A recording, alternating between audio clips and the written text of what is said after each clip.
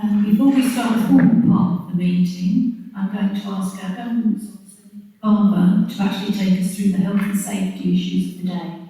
Thank you. Thank you, Chair. This is just to remind everybody who is present that when you're walking around the building here, there is a policy for masks to be worn, obviously unless you're exempt. So if you'd be kind enough to observe the one-way system that's in the building itself and in the room, and unless you are seated, if you could be wearing a mask unless you are exempt, of course. We do have hand sanitizer on site, there's a dispenser just there, although we do have a little hand sanitizer. If anybody needs anything, please just let us know and we can provide that for you. We will be wiping down chairs and tables in between each sittings, just to give members and the public here comfort. We are going to be taking care of ensuring that we keep this room hygienic at all times for you. If you would be kind enough to observe social distancing throughout the sessions here today, we'll be keeping these doors open at the back here to help with the ventilation of the room. So my apologies to you if you're feeling a little chilly. If we do have a fire alarm today, we're not expecting any alarm to go off. So if one is going to be treating it as a true alert, and if you could head out of these two doors at the back of the room, and this door takes us all the way around the back, and we're heading towards the car park, but we'll be able to lead you the way if anything should happen. Also, just to give you the assurance that we do have a qualified first aider on site in case anything should happen. I would just, through the chair, like to invite our sound engineer just to have a quick chat with you about the use of the microphones for today's meeting before we start. Thank you. Ladies and gentlemen, welcome to Gilmarsh Sports Centre. As you are all aware, this is the first time when we have been able to meet in person since March 2020. During the past months, when we have had to work virtually, many things have had to change. With adopting a more structured approach, which worked well, and I would like to continue these practices now that we are meeting in person. Before I hand over to Alan Mather, our Senior Governance Officer, who will take us through today's proceedings, I would like to express my thanks to Councillor Jane Barry for her support as my Vice Chair during the past term, and to welcome Alan Powell to his new role as Vice Chair for the current year. Alan Mayer will now take us through the procedure for the day, after which I will ask the Principal Clerk to confirm which committee members and officers are present. Thank you.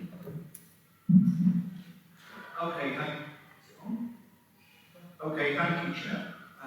Well, as explained just moments ago, the meeting will be held in a socially distanced way. The members and all those participating remember to observe these rules and keep it in mind at all times.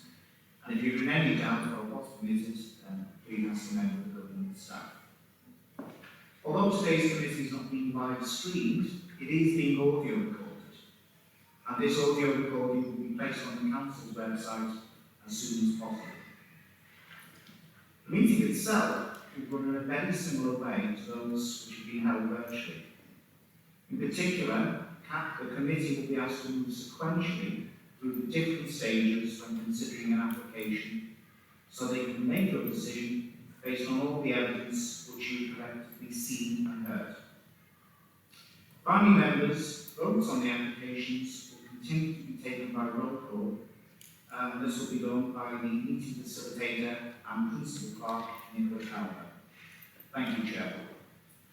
Thank you. First item on the agenda, apologies for absence. Chair, can I just bring something in before we start? I noticed that on the front of the sheet we've got members of the committee and we've got political groups. This planning committee is an apolitical group, and I think we agreed that we would not be having any political groups written on it. So can I ask why it was done? And if it was done, can I ask that it is for the next meeting that we just have the names and not the political groups, please? Thank you, Jackie, noted. So, apologies for absence. Thank you, Chair. Apologies for absence. Received today are from Councillors Peter Elliott, who is substituted today by Councillor Pat Hancock, and apologies have also been received from Councillor Rance and Councillor Jones. Councillor Hill won't be joining us this morning, she'll be here this afternoon because she has a personal interest in today's first item. Thank you, Nikki. We haven't received any further apologies. I know that's it, Chairman. Thank you. Second item on the agenda is the declaration of interest. Members are requested to declare the existence and nature of any disposable pecuniary interest and/or other interests not already on their register of interests, if in any item on the agenda, and withdraw from the meeting at the appropriate time. Have we received any declarations in advance? None received, Chair. And are there any to declare today? No. Thank you. Item 3, minutes of the last meeting. We now have the minutes of our meeting held on Tuesday, 20th of April 2021. Okay. I've asked the clerk to amend the records, which she will do. Thank you. So I will ask if everyone's happy and they've read their minutes. If anyone has another agenda item to change. Chair, could we go through that again? Because we didn't quite hear what you said. On the previous minutes, the application that came in through Hardwick Wood, it states that the applicant was the owner of the wood. In fact, she was not the owner of the wood, and this will be amended. Is it the case then, Chair, that she was the owner of a property within the wood area? Yes. Thank you, Chair. So I'd like to ask if everyone's read them, if they're happy with them, do I have any vote for the minutes? Move it, Chair. Thank you. Is there a seconder? Thank you. All those in favour? Thank you. All those against? No abstentions. The motion has been carried. Thank you. This moves us on to the main business of today. We have only 4 applications. The report on the 5th application has been withdrawn so that the applicant can resubmit amended plans. This application will now be heard at the July meeting. As you can see, each application has its own report marked as agendas items 4, 5, 6 and 7. I am happy with this and intend to consider them in that order. However, this morning we will only be dealing with the first application, NED/200051/FL at Caylon. The other applications will be taken this afternoon. Before we do this, I would like the clerk to explain for the benefit of members, speakers and the public and those who will listen on the audio recording how we will deal with the applications. Thank you. Right, thank you, Chair. This is the procedure for considering applications at the meeting. We will consider the 4 applications in the order that they are set out on the agenda, although there will be a lunch break after the first one. The Chair will introduce the application, then ask the planning officers to refer members to any late comments or updates received since the agenda was issued. The late items agenda supplement has been published on the Council's website and hard copies have been circulated to you. The planning officers will then give a brief presentation setting out the application plans and photographs from the site. Members have received hard copies of this, which they are asked to follow. After this, the Chair will ask each of the speakers, any ward members first, followed by objectors, then the applicant or their agent, to speak to the committee. Each speaker will have 3 minutes to put forward their views. There will be a reminder given by the clerk when 30 seconds remain. At the end of the speaker's 3 minutes, members of the committee will have an opportunity to ask the speaker questions, if necessary, to clarify any points they have made. When we have heard from all the speakers on an application, the Chair will then open the meeting up to debate or issue the debate by committee and determination by a vote. A note for the speakers. Once the application you have come to speak on has been dealt with, you may leave the meeting. If you choose to remain, and please be aware that you will not be allowed to participate further from that point.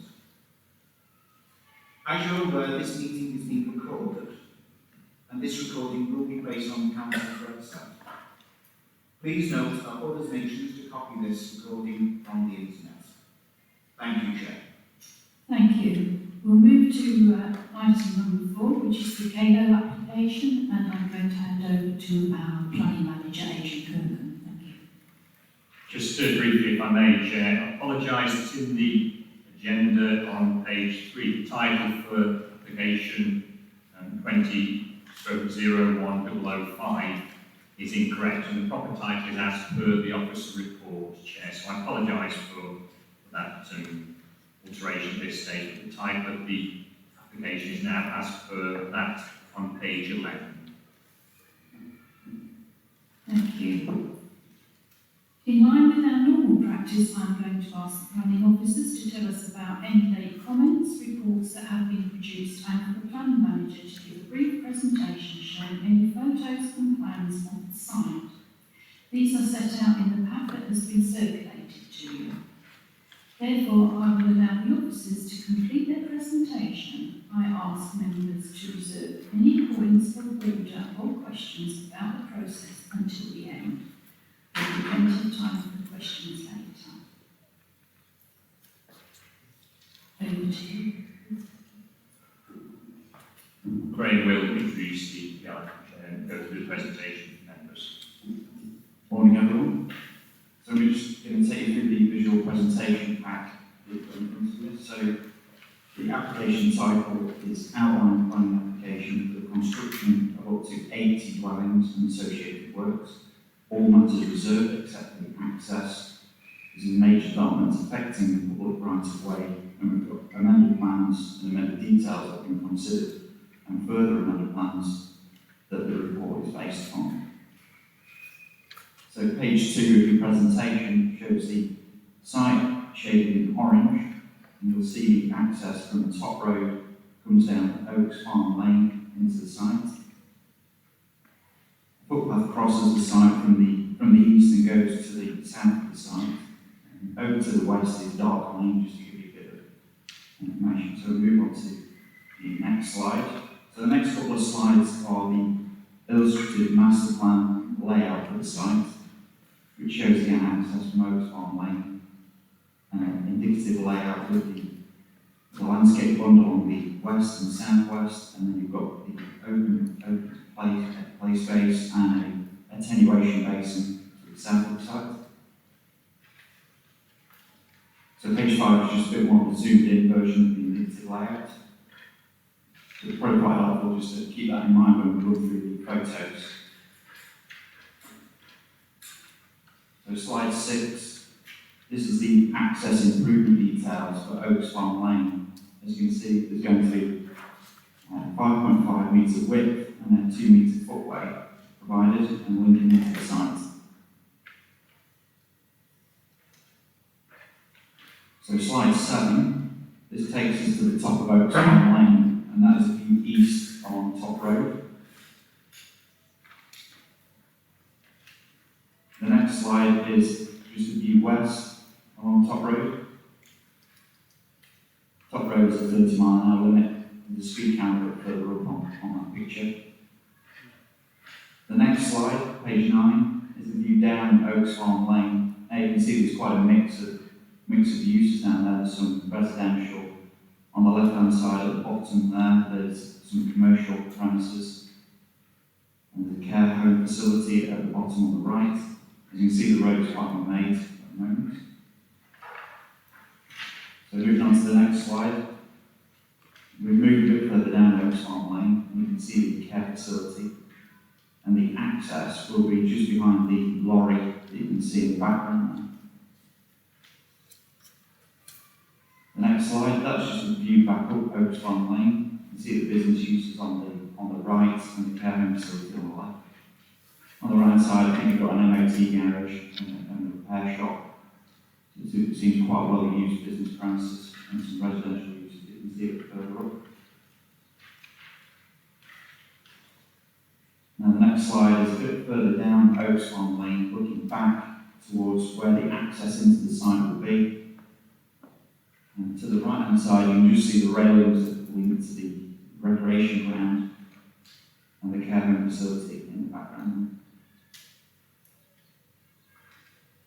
next slide is a view west across the southern extent of the site. You can see the kind of rough tree and shrub area there in the background. So the site will be predominantly to the right of that. You can just see the church spire up on Top Road. And the next slide is a view south away from the site. So you can see Oaks Farm Lane continues to the left of that slide. And you can see the pylons which run to the south of the application site. And the next slide is just a slightly different angle, looking pretty much due south down Oaks Farm Lane. And you can just see the car on the left-hand side, that is the access into the recreation ground.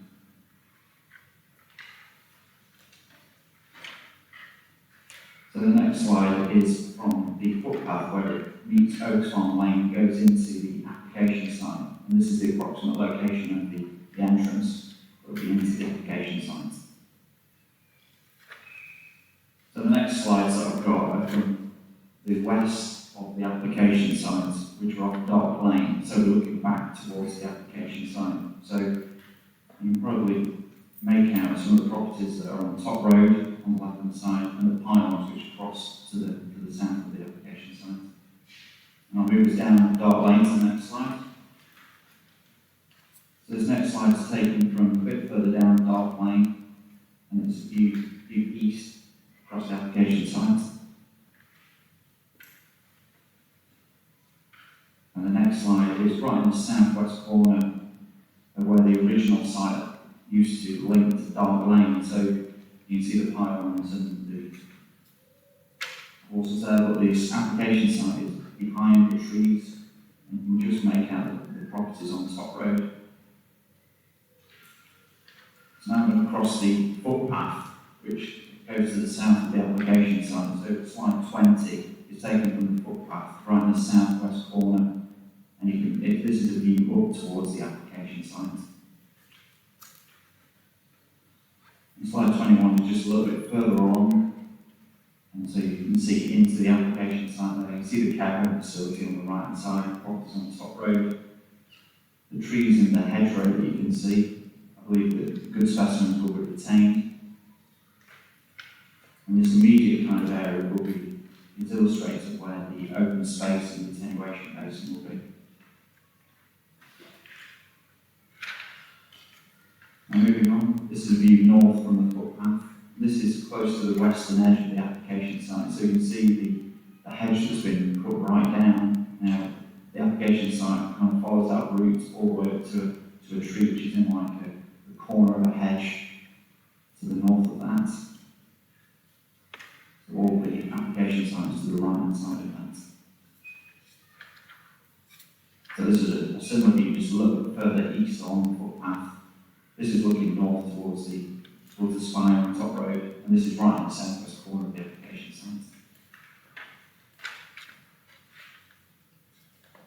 Next slide again. This is looking back towards the church in the background on Top Road. So, this is right in the middle of the application site now.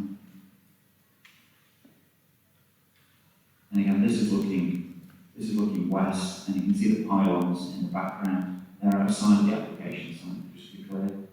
And you can see the dark lane runs roughly in the hedgerow that you can see in the distance.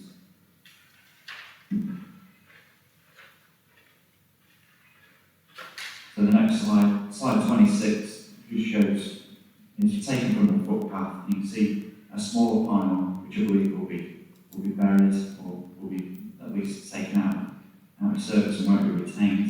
And you see the care home facility and properties on Top Road. And again, slide 27 just shows properties on Top Road, and there's a mix of boundary trees that you can see there.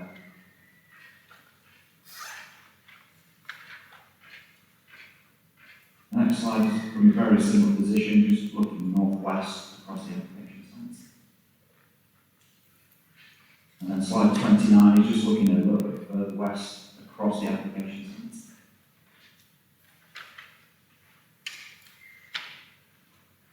And so slide 30 and 31, they're just from close to the access point, and you can see the care home facility and properties on Top Road.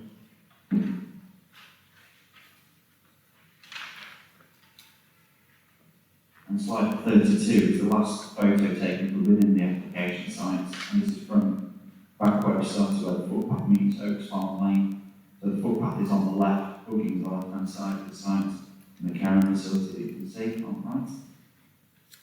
And the next couple of photos, slide 33, 34, these are just some of the views, example views from the top road looking towards the application site. And Chair, that concludes the presentation. Thank you.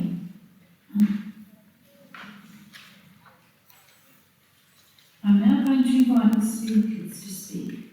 As the clerk explained, they will each have 3 minutes to get over their points. They will be informed when 30 seconds remain. As members, you can ask them to clarify any matters that have been raised. But remember, your question should only relate to the points which have already been made. Our speakers are here with us today and they will address us from their desks. I have in order, and I'm taking the order of what I have here, is Mr. Jack Woolley, County Councillor for South Division. Oh. Hello, can you speak from there? Yeah, I think so. So I have, thank you, Chair, for allowing me to speak. It's appreciated by Sorry, Chair, I'm One not moment. Apparently there is an additional desk you can use.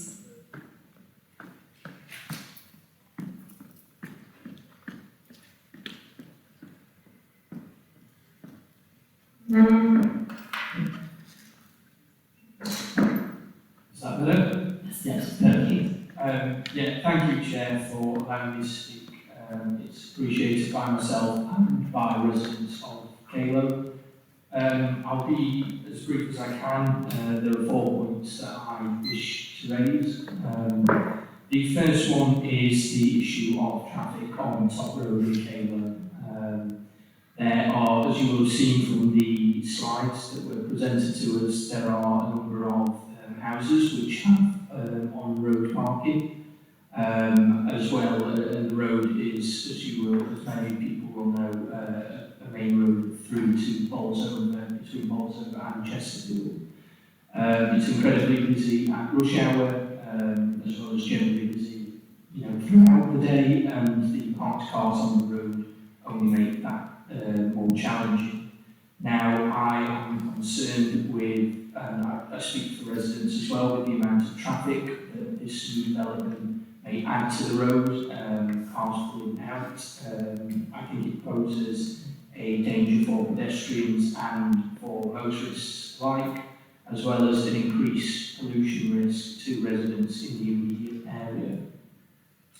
The second point relates to the first, and it's about a potential access road to the rear of the terraced houses that you see on the slides. As mentioned, they have on-road parking, which is problematic for a number of reasons, with it being a very busy road. When this application was first put in, many of you will know that there was a proposed access road on Dark Lane, which is now not the case. Now, when asked about the risk of cars coming out of Oaks Farm Lane and turning left towards Chesterfield, so going west, I think it was the developer mentioned that there were people who were using that access road to the site wouldn't go west to Chesterfield, they used the Dark Lane access route instead. Now that's no longer the case, that no longer stands or isn't relevant anymore, as the Dark Lane access route has been removed from the proposed plans as they currently stand, so that again adds to the traffic problem, it adds to the issue of cars pulling out of that junction at Oaks Farm, so I think that is a particular concern. I'd also like to raise that I've got concerns about the environmental impact of building in that particular area 30 seconds remain. on those fields. And finally, I would like to raise my concern about access to our local school and the impact on our GP service, which we share with Brimington and Calo, and particularly our primary school, as it's quite a small school already. Thank you. Thank you. Is there any questions for the speaker? No, thank you very much. You can take your seat.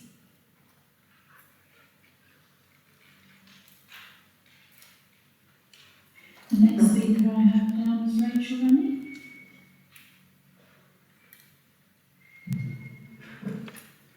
Thank you.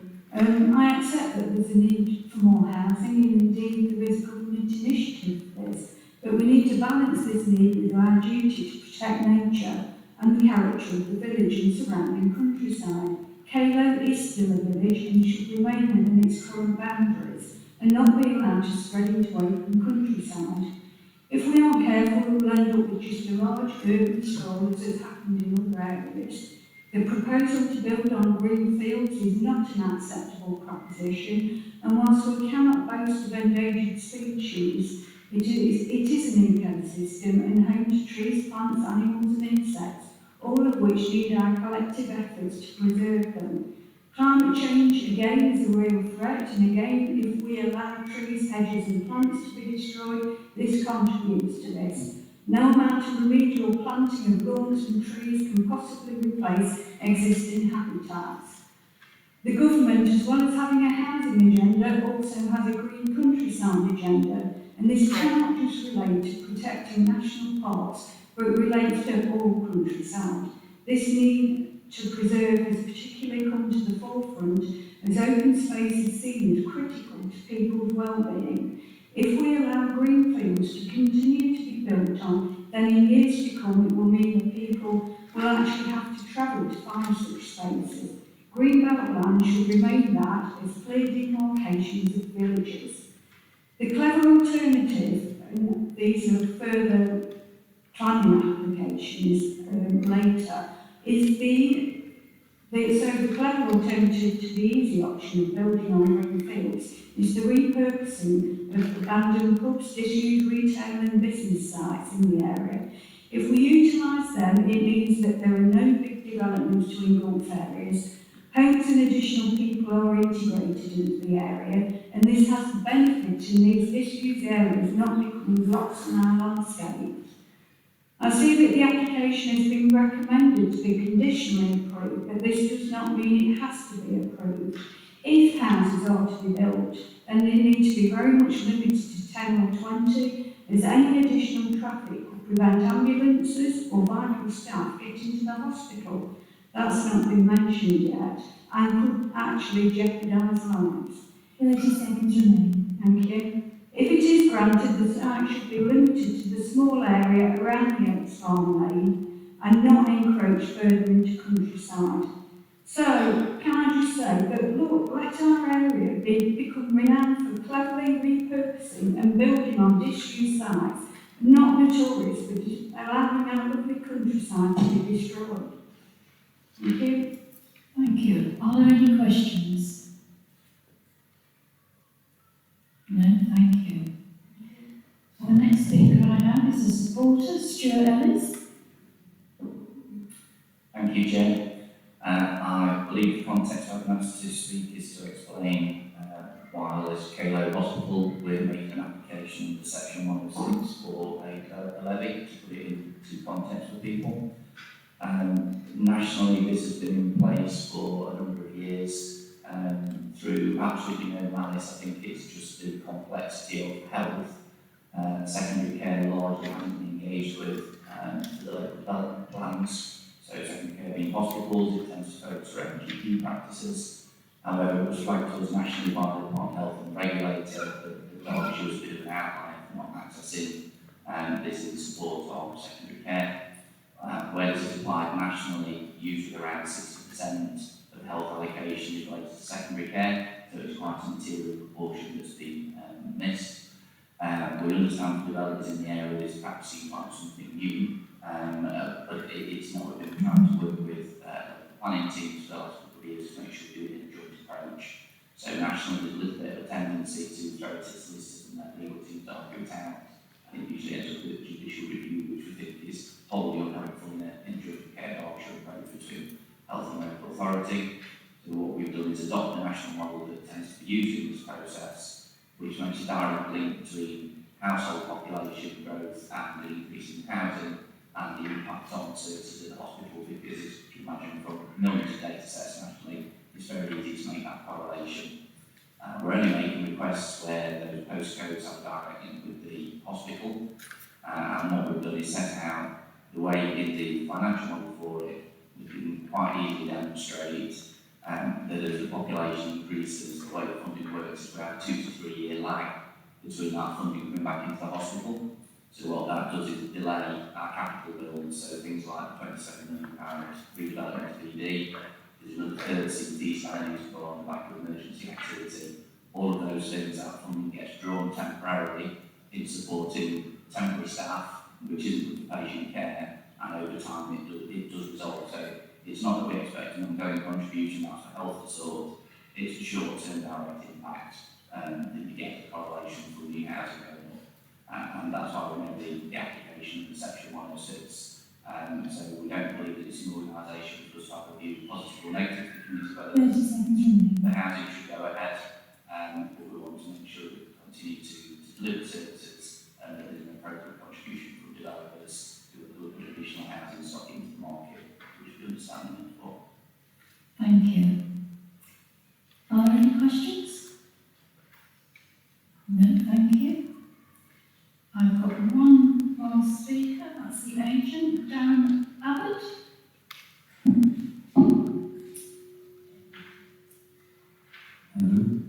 Thank you.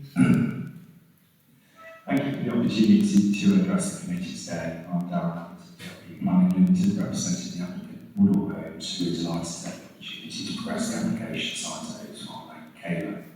As detailed in the office presentation, this is a well-related parcel of land joining the settlement of Caler, which is defined as a level 2 settlement where the growth beyond the district's 4 main towns will be directed.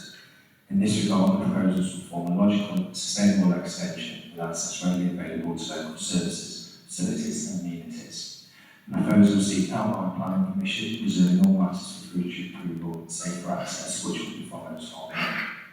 Following discussions with your officers, the extent of development proposals have been significantly reduced and includes an extensive, synthetically robust framework of planting and green space, utilising existing hedgerows, vegetation and planting.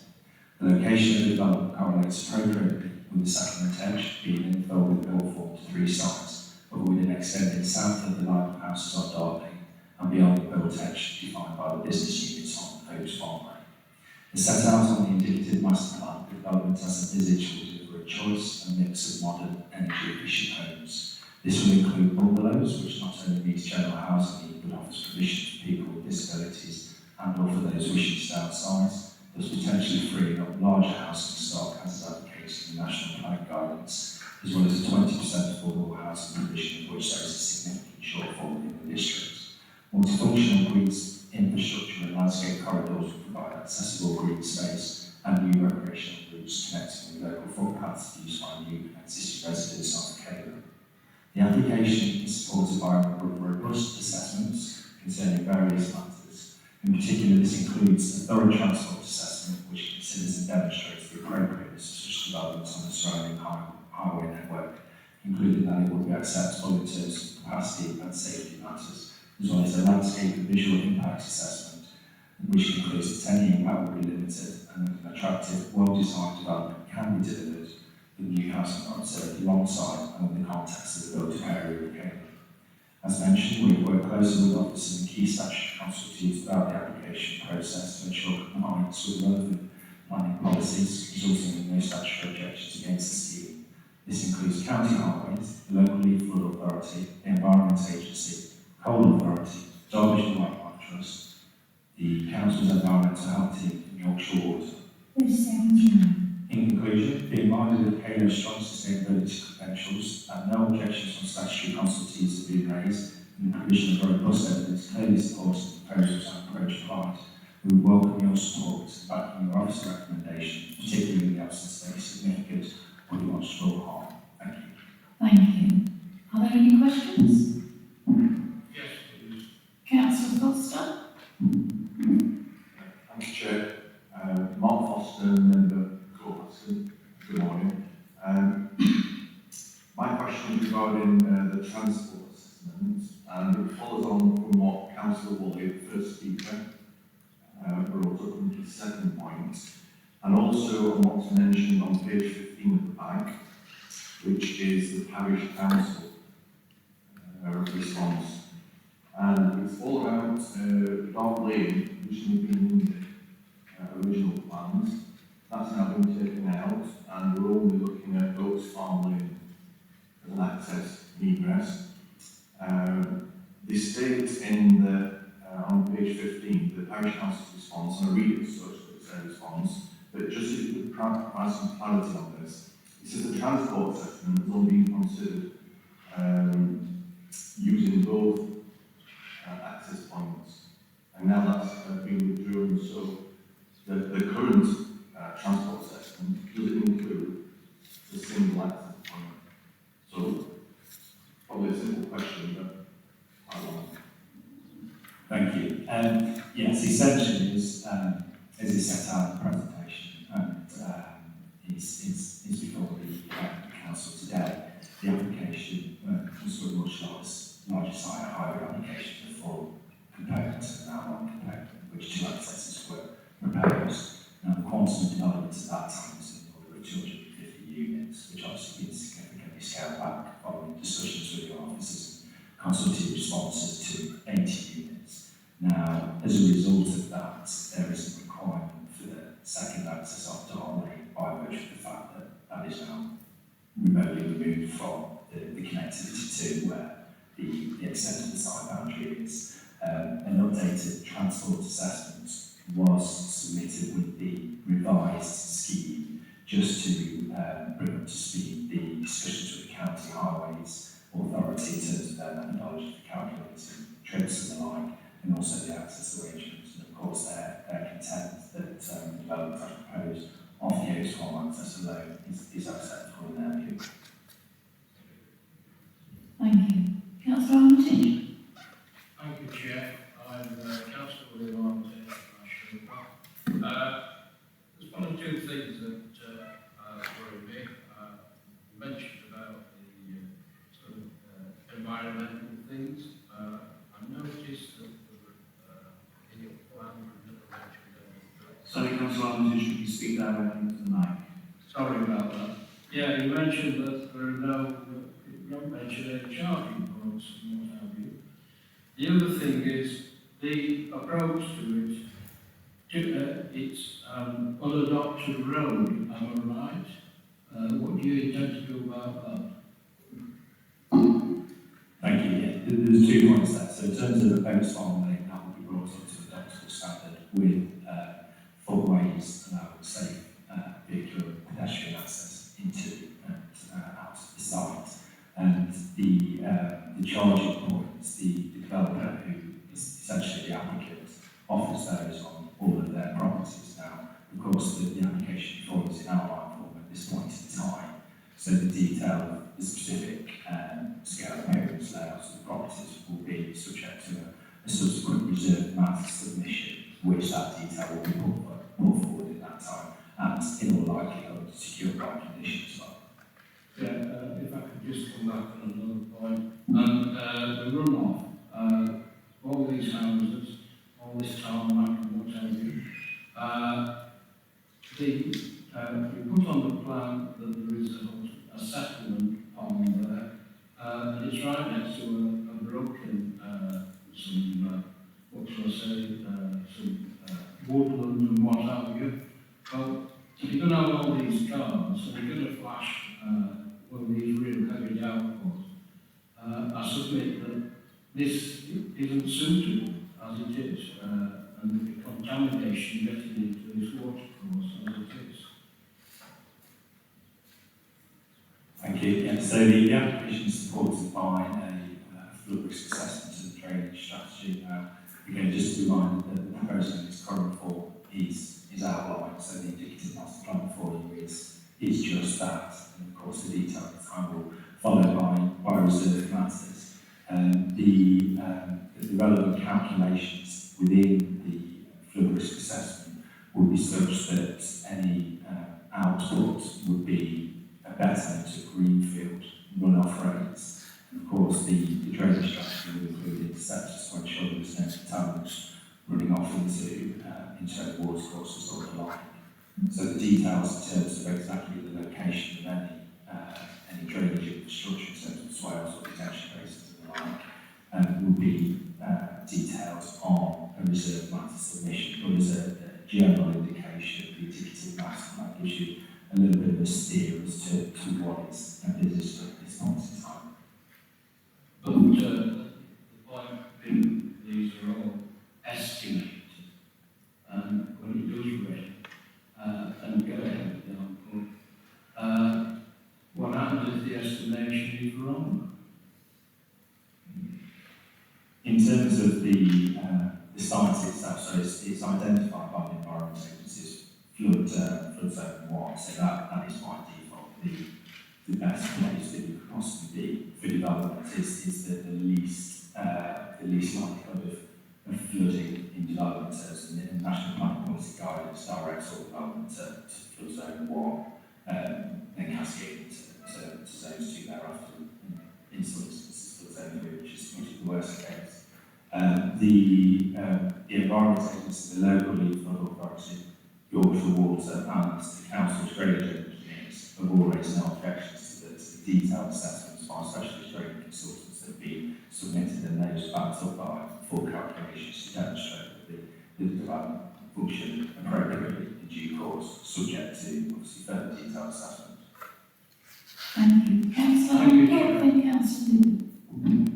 Thank you, Chair. Just to actually follow on from Councillor Armitage's points, I know we're saying these matters, but in order for us to grant our planning permission, we need to be happy that this can be dealt with. And I've still got concerns over the highways issue, because obviously we've now got this sole access point down this lane, and we've got the proposed highway, and obviously we can talk about that, we forget that that also includes pedestrians. There's a number of houses on the opposite side of the road with no footpath, no potential provision for one, yet they're going to have a huge volume of traffic. You're actually creating an unsafe environment there, so how are you going to address that? In terms of the adjacent residents, For the residents who are across the road, obviously you've got a number of houses on the opposite side of the road that are already there. There's no existing footpath at all, but there's going to suddenly become hundreds of cars which pass their house. so the access arrangements are shown within the transport assessment, and that gives you the detailed arrangements.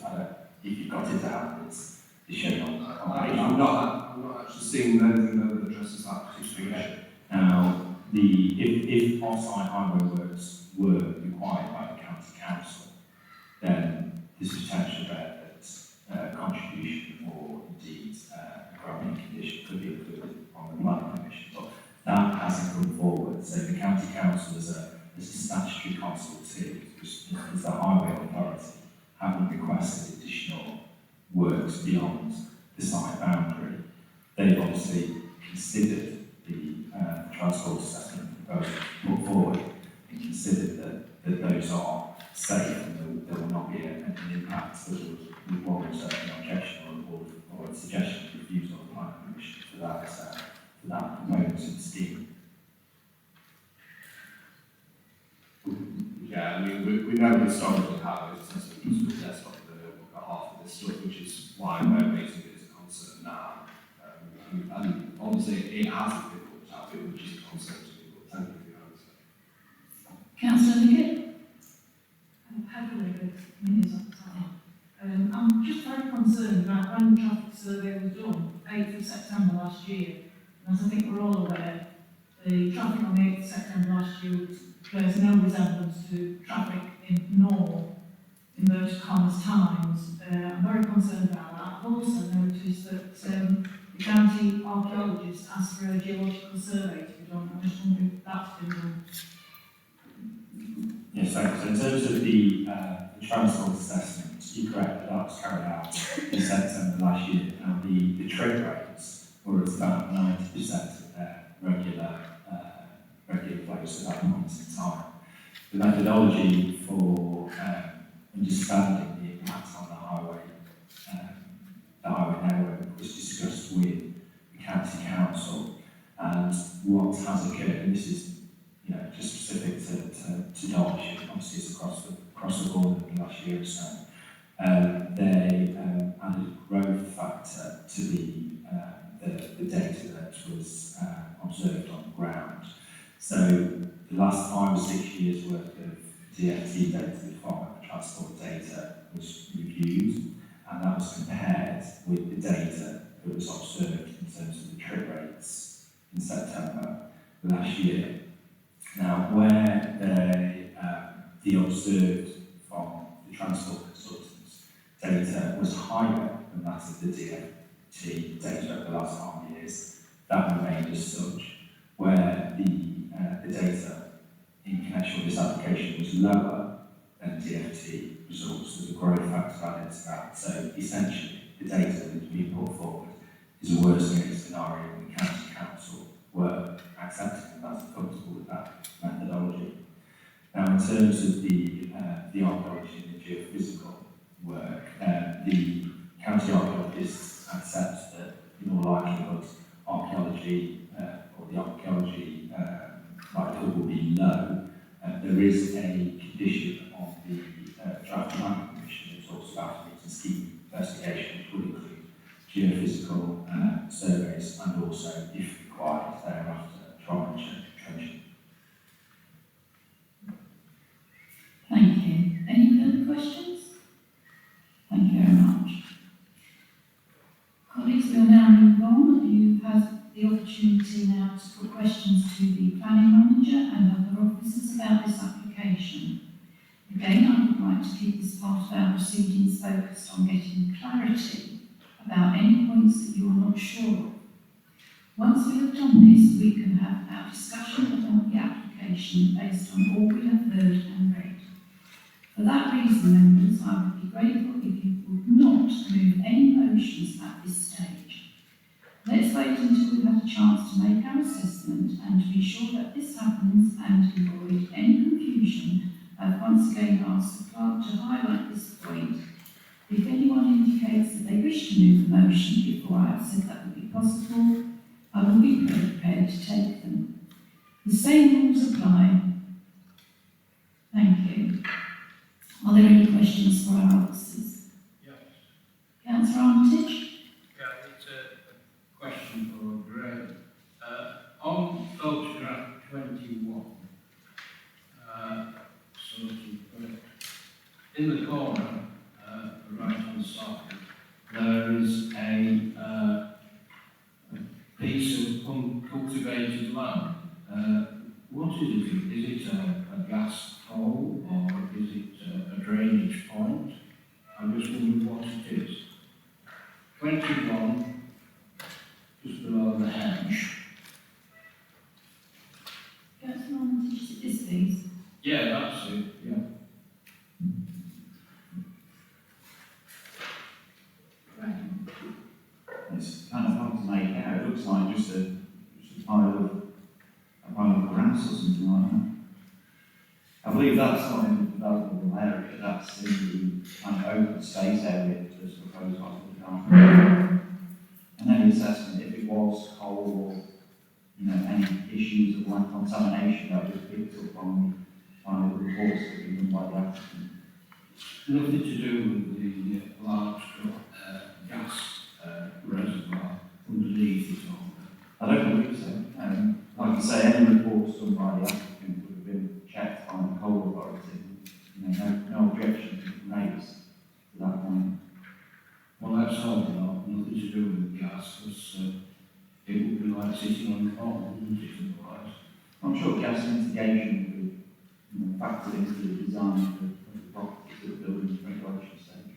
Right. If I may, Chair, just in respect of gas, particularly, I know that Cadent Gas have commented on the application, making no objections, so from that point of view, I am presuming that if it were the gas feature, it isn't impacting on the potential development in any case. Thank you. Thank you. Any other questions? Councillor Ridge. Councillor Richards? Yeah, hi, Councillor Ridgway for Edmonton South Lancashire. I'm just looking at the housing the amount of housing, which seems okay to me. I just wanted to know, when they come in for planning these houses, do we ask them to do lifestyle housing or make a percentage of the lifestyle housing? Because basically, if somebody moves in and they're there for 20, 30 years and their health condition deteriorates, they then have to move. So all I'm thinking is that as a council, are we asking that some of these houses are done so that people can stay there indefinitely, so plug sockets are done so that people in wheelchairs can reach, things like that, which are really important for people's lifestyle, basically. Chair, if I may, initially, first of all, in Councillor Ridgway's point, no, we don't specify how the internals of the house necessarily work, but a number of the points that Councillor Ridgway does make about wheelchair access, for example, and facilities to allow what we know as lifetime homes, they are incorporated through the building regulations, but from a planning point of view, no, we don't seek to control the internal design of a house in that respect. Thank you. Any further questions? Councillor Wigan? I'll just have to ask if you know what the numbers of the local primary school are and how many spaces are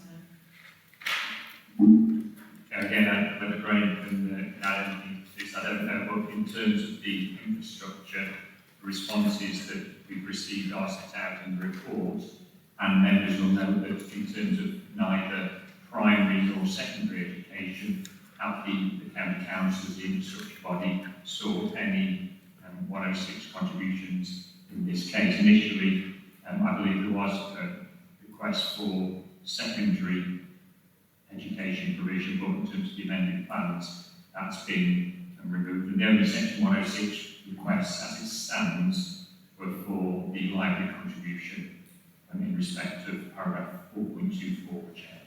Thank you. Any other questions? Councillor Armitage? Just a question of clarification, please. Yes, in the notes it mentions that the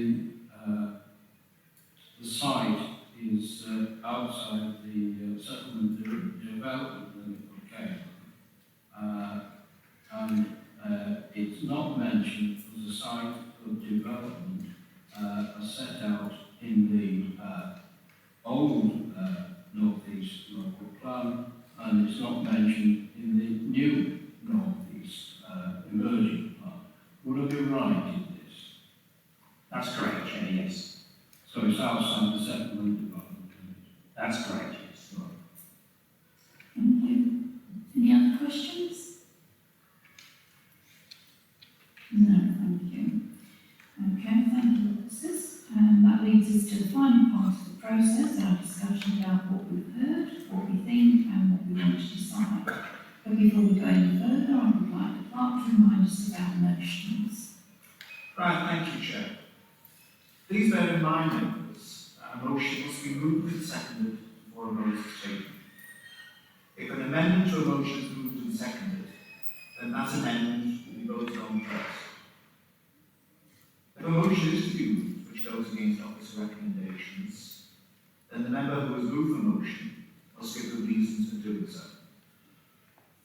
The reasons for moving a motion against officer recommendations should comprise the relevant planning issues and be supported by evidence as necessary. If a motion is to reject officer recommendations fails, or in other words, is not passed, that doesn't mean that the recommendations are automatically approved. Rather, we will need to take a positive decision through a further motion in favour of recommendations or another course of action. This will need to be approved by the committee through another vote. Thank you, Chair. Thank you. I now open the floor for debate. Councillor Armitage? Yes, thank you, Chair. Well, as far as I'm concerned, this, the site's not identified for residential development in either any local plan or the emerging local plan.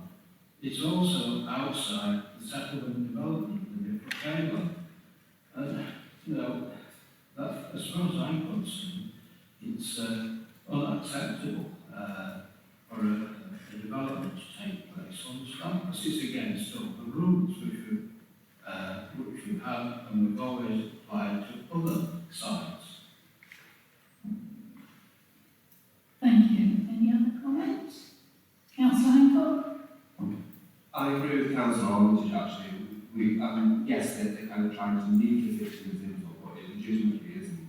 And I've also got considerable concerns about the road access. I think it's just a really tight, what is ultimately a glorified farm track state now to what is going to be a housing estate. And I know highways haven't put common concerns on, but we've seen that happen a million times in this backfired. So I'm inclined to agree with Bill, it's outside the spatial strategy. And I've got concerns over the highway side of things.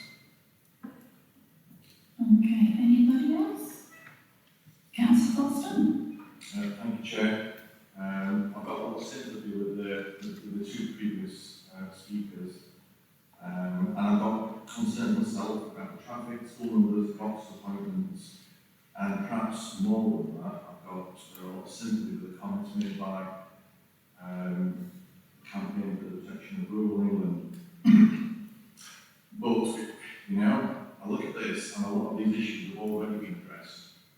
They've been addressed, and if we're to consider rejecting a proposal like this, I think we've got to be very, very careful that there are, you know, true grounds. I think a lot of these have been, you know, they've been addressed already, and we have to have an understanding of that. Yeah. In that kind of chair. Thank you. Any other comments? Yeah, if I may, just to come back on a few points that have been made. In terms of the technical issues that Councillor Foster made, if I may first, Chair, the issues around schools, I'll come back to health in a second, Chair, but just simply traffic, as Councillor Foster mentioned, and they are addressed in the report, Chair, and your technical consultees on those points have come back and raised objections to them, and therefore, as we've had debate in committee on a number of occasions in respect of them, unless there's evidence before you that would go against and counter those comments from the statutory consultees, your officers certainly wouldn't have heard anything this morning that would counter that evidence. I would urge you to be very careful how much weight you place on the comments made in respect of them, Chair. Just in the issue, on the issue of health, you'll note from the pack that both in respect of the clinical commissioning group and also the NHS themselves, i.e. the hospital, whilst there was a brief conversation with officers in terms of the hospital itself, we haven't received any formal comments or requests for Section 106 contributions in respect of that matter. So there's nothing before us, unless Graham can contradict me, there's nothing before the Council at the moment seeking requests in respect of health provision. Coming back finally, Chair, to the issue of the settlement limits and new housing development, we've set out in the report at some length the reasoning behind our recommendation to you on that. As Councillor Armitage and I have discussed, the site does lay outside your settlement development limits as set out in the extant local plan, and it's not proposed to be amended in respect of this site in your emerging local plan, the publication draft local plan. That has to be the starting point for your consideration, as in all applications. How does an application stack up against your development plan? However, Chair, that's not the end of the story as set out in the officer report, and certainly the NPPF doesn't preclude development outside settlement development, which you must, if you're concerned about the scheme, have some concern about the harm that will take place to that land that lies outside the settlement limits.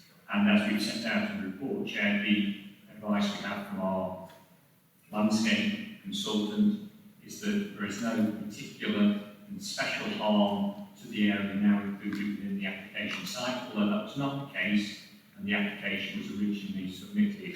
So from our office point of view, whilst we acknowledge that the site lies outside the settlement limits, the harm outside that is not considered by officers in balancing sustainable development to be overriding, and that's hence our recommendation, Chair. Thank you. I'm now going to open the floor for a motion to be put forward. Yes,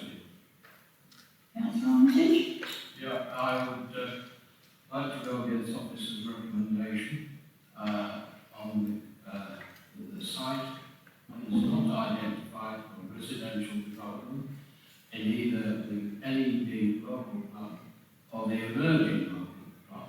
It's also outside the settlement development limit of Cairo. Now, there's no point in having these rules and regulations if we're not going to adhere to them. And this is, we need to adhere to them. It's also the fact that we've got to lose a greenfield site, which would have a detrimental impact on the character of the area, and as an area of local countryside. And its loss is not outweighed by the social and economic benefits of the scheme. Contrary to paragraph 17 of the NPD Act, on policies GS1, GS6, H3 and H12 of the North East Derbyshire local plan. Thank you. Does anyone wish to second that? Councillor Hancock? I'm also going to So is that yes, Councillor Hancock? I'm also going to put a motion on the table. I would like to recommend we accept the officer's recommendation. A seconder? Thank you, Councillor Cooper.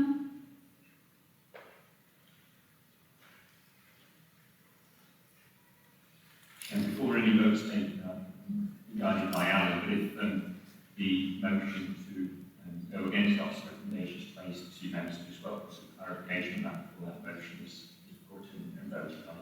Okay. Yes, Chair, as the second motion was not an amendment, that would be the second motion that was taken. So it's the first motion, the one moved by Councillor Armitage and Councillor Hancock. Now I've got it at the moment as to refuse against officer recommendations on the grounds that it has not been identified as a site of residential development in either the existing or the emerging local plan. That it is outside the settlement limit of Calo, and that it would have a detrimental impact on the character of the area, in particular the loss of green space, which would not be outweighed by the benefits which would flow from the development. Have I got that right, members? Yeah. So does that clarify for you, Andrew? The only point I just ask for clarity on, Chair, Councillor Armitage has mentioned 4 policies. I'd ask him just to be clear, does he want policy H12 added in respect of particularly, I presume, access is referred to in that. But other than that, that policy normally refers to design matters, detail matters. And second point, Chair, just would Councillor Armitage ask for any policies on the publication draft local plan to be added in also with you with reference to that, and policies SS1, SS9, for example. Yes. And similarly, Chair, would the motion also be that the final wording be agreed by the planning manager in consultation with yourself, which comes from the practice? Yes. Well, that would be the motion then for the committee as things stand, Chair. As I say, no one has moved an amendment against that motion. So I think actually it would be a case of now move to the vote, which would be a recorded vote, so over to the governance manager. Thank you, members. Please could you clearly indicate for, against, or abstain? Councillor Pat Andrew. So was that against? Sorry, I couldn't vote.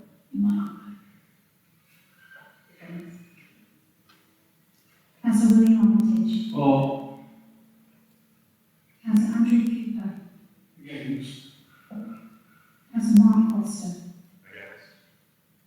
Councillor David Hancock. For. Councillor Lee Hartson. Against.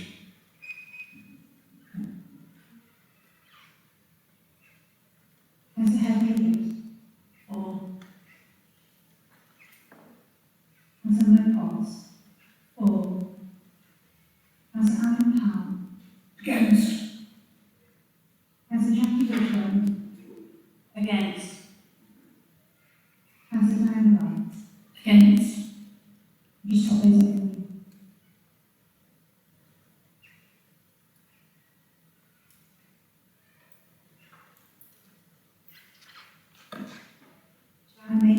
5 votes for, 7 against, with 0 abstentions, the motion falls. Thank you.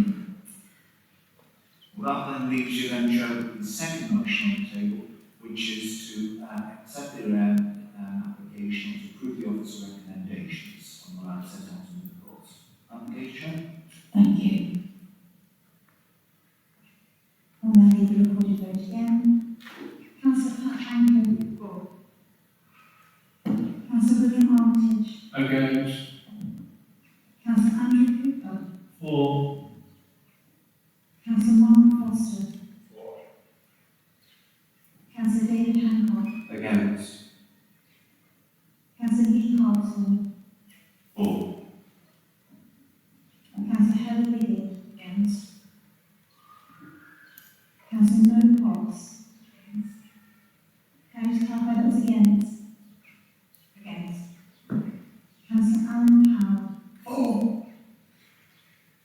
Councillor Jackie Ridgwell. For. And Councillor Dangler. For. So that is 7 votes for, 4 against, 0 abstentions. That's carried, Chair. Thank you. Thank you, ladies and gentlemen. That concludes business for this morning. Yes, just a reminder, Chair, we're scheduled to reassemble at 12:30. Thank you. Thank you. Good afternoon, ladies and gentlemen. We're back for our second session of the day. For those that weren't here this morning, I'm going to ask our governance manager to run through the health and safety rules that need to apply for this afternoon. Thank you. Thank you, Chair. So this is apologies for members who already heard what I'm about to say, but just for members of the public, it's just a reminder that masks are to be worn unless you're exempt while walking around the building. For those people who are actively participating in the meeting, you can remove your mask, especially when using the microphones. Please regularly sanitize your hands. We do have hand sanitizer around. If you do need anything, please let us know. The chairs and the desks are right down between applications. Please observe social distancing at all times and observe the one-way system that's in operation in this room today. We'll be keeping these doors behind me open. This is to help with ventilation within the room, so apologies for you starting to feel cold. As we're in a different venue today than we normally would be, fire procedures are, if the fire alarm does go off, we're not expecting it to, so we'll be treating it as a true alert. If you can exit using the doors behind me and we'll make our way around to the car park. Thank you, Jen. Thank you. Okay, we'll get on straight on to the second application of the day. This is item 5, NED//01124/FL at Unstone. It's the construction of 2 3-bedroom semi-detached affordable houses on the redundant car park at the Fleur de Lis. So in line with normal practice, I'm going to ask the planning officers to tell us about any late comments, reports that have been produced, and for the planning manager to give a brief presentation showing any photos, plans, etc. And these are all hard copy today, which you've all got a copy of. Thank you, Chair. We received some late backs this morning from Councillor Dale. Councillor Dale wishes to make clear his view that the application should be refused for the same reasons as the previous application for 4x2-bed flats. We would strongly encourage the committee to consider carefully the representations from neighbouring residents who are very apprehensive in their justification for refusing the application, namely Greenbelt, parking and flood risk. The key issues are the Greenbelt. Last year, the committee determined the similar application constituted substantial harm to the openness of the Greenbelt, and that remains the case. The car park has no built form, to erect 2 properties will clearly have an impact on openness. The 3-storey converted pub acts as a bookend to the built environment of the village. To extend beyond would constitute sprawl, contrary to local and national policy. On the parking, the revised scheme does not allow concerns. It is reasonable to assume the 8 flats could operate 2 cars per occupant. Public transport is full. It is reasonable to assume the new properties may generate more than 2 cars. He remains concerned that once car parking is full, it can overspill onto main road and create highway safety issues. On flood risk, the site has been prone to significant flooding issues. Developer has shown a lack of understanding of some of the issues or agencies involved. Issues of flood risk deserve to be considered very carefully. Concern around the 3 metre no-build strip to allow vacuum tanker to access the sump at the top of the site, which is clipped by the patio and one of the 4 parking spaces. Concerns about the practicalities of Derbyshire County Council accessing the sump by a 3 metre strip in an emergency. Properties are for discounted market sale, and the site plans show a 3 metre strip crossing the garden. Concerns over access and damage to gardens. Access to the 3 metre strip has been fenced, which would create an unnecessary obstacle. Fencing immediately in front of the sump at the top of the car park. And now to the presentation. As set out in the report, the proposal is for a fair percentage tax affordable houses on the car park at the corner where useful. Car park lies within the greenbelt and is previously developed land. Turn to the first slide. That's an aerial photograph of the site. Trees can be seen on the north, west and the south and the southern side boundaries. The former pub has now been converted to apartments and this is the southeast. The next slide shows the application site etched in red and the other land area etched in blue. And this is a site layout showing 2 affordable units which would face onto the main road. Plan shows a 3 metre easement on the right, and the rear corner of the building is 1 metre from this easement at its closest point. To the rear are 4 dedicated parking spaces and 2 visitor spaces. At the top of the site, space has been set aside for access to the courtyard for maintenance, and a gate has been put into this fencing.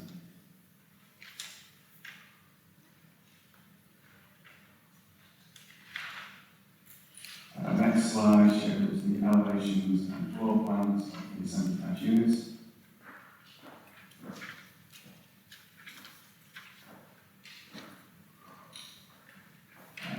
Next slide is a photograph from Main Road towards application site. The units will be between the apartments and the trees. Next slide is another photograph looking up Main Road.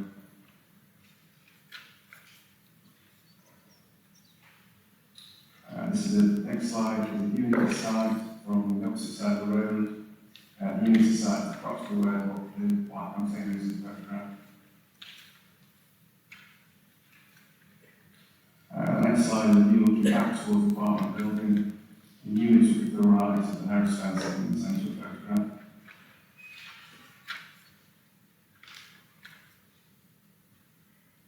The view into the site from the site entrance.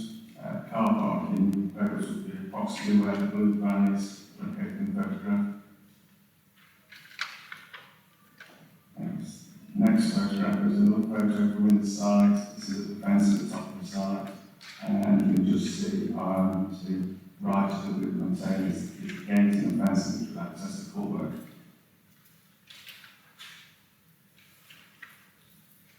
Final photo is a photo looking back towards Main Road within the site, approximately from where the forward house is going. Thank you. We'll move on to the speakers, and I only have one speaker on my list for this application, and that's the agent, Peter Mills.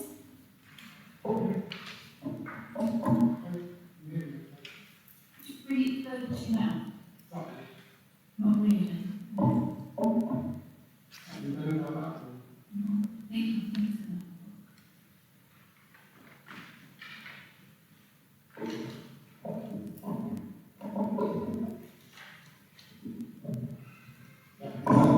That's better, thank you. It's going to everyone, my name is Pete Wells, and the licensed architectural on behalf of Optimum Developments, who will be taking on the development of the Philippines Centre at the moment. So there were a few comments raised there, one over parking, obviously we're following project guidance for number of parking spaces per bedroom dwelling size, so we did provide site layout. We know the concerns over development of Greenbelt, and we had quite a few discussions with the planning department around this, which is also one of the reasons why we offered the units at a discount market rate, which just helps sort of ease those. Obviously, the site is previously done as a car park, currently sits as a house standing, and we feel like developing this site to put some properties forward and create some more green space rather than less. With the introduction of some planting and garden space, which otherwise would just be a redundant house having sort of ex-car park. We're aware of the concerns over the flooding and had conversations with both our structural and civil engineers, plus the local drainage board who actually own the assets. They've actually been cabinet that they not past this once they've come and done quite a bit of work to the project, so they've relined it. We've done some other work to create to make it secure, and they're actually checking the stand it all to make sure it's all flowing as sort of what it's designed and intended. They were perfectly happy with kind of the discussions we had with them over a possible development, and they had no concerns over the trips. Their concerns of any property were actually within the treatment, which we're not. Yes, we acknowledge that there is a high standing from a corner of a car parking space and the patio. Also, the patio would be modified quite simply, and the car parking didn't concern the easement perspective because it wasn't structured, it wouldn't have any detriment if it did get damage attended to the easement, sort of enforcement required for the works. Then we just have to acknowledge that any repair would be down to the owner of the developer, which is Westland, who is very happy with that. Other than that, really all we wanted to say is that for us, development really will be complete if we can develop this corner of this site. 30 seconds remaining. Just develop this corner of the site to further enhance the works we're doing rather than leaving a redundant car park, just provide some additional units for the local community. That's it, thank you. Thank you. Are there any questions for the speaker? No, thank you very much. Now, colleagues, you've got the opportunity to put any questions to the planning manager and officer about the application. Again, I would like to keep this point of proceedings focused on getting clarity about any points that you're not sure of. Once we have done this, we can then have a discussion about the application based on what we have heard and read. For that reason, members, I would be grateful if you could not move any motions at this stage. Let's wait until we've had a chance to make our assessment and to ensure that this happens and avoid any confusion. Once again, ask the clerk to highlight this point if anyone indicates that they wish to move a motion before I accept that I will be prepared to take them. The same rules apply, and I will ask, are they able to take us through them?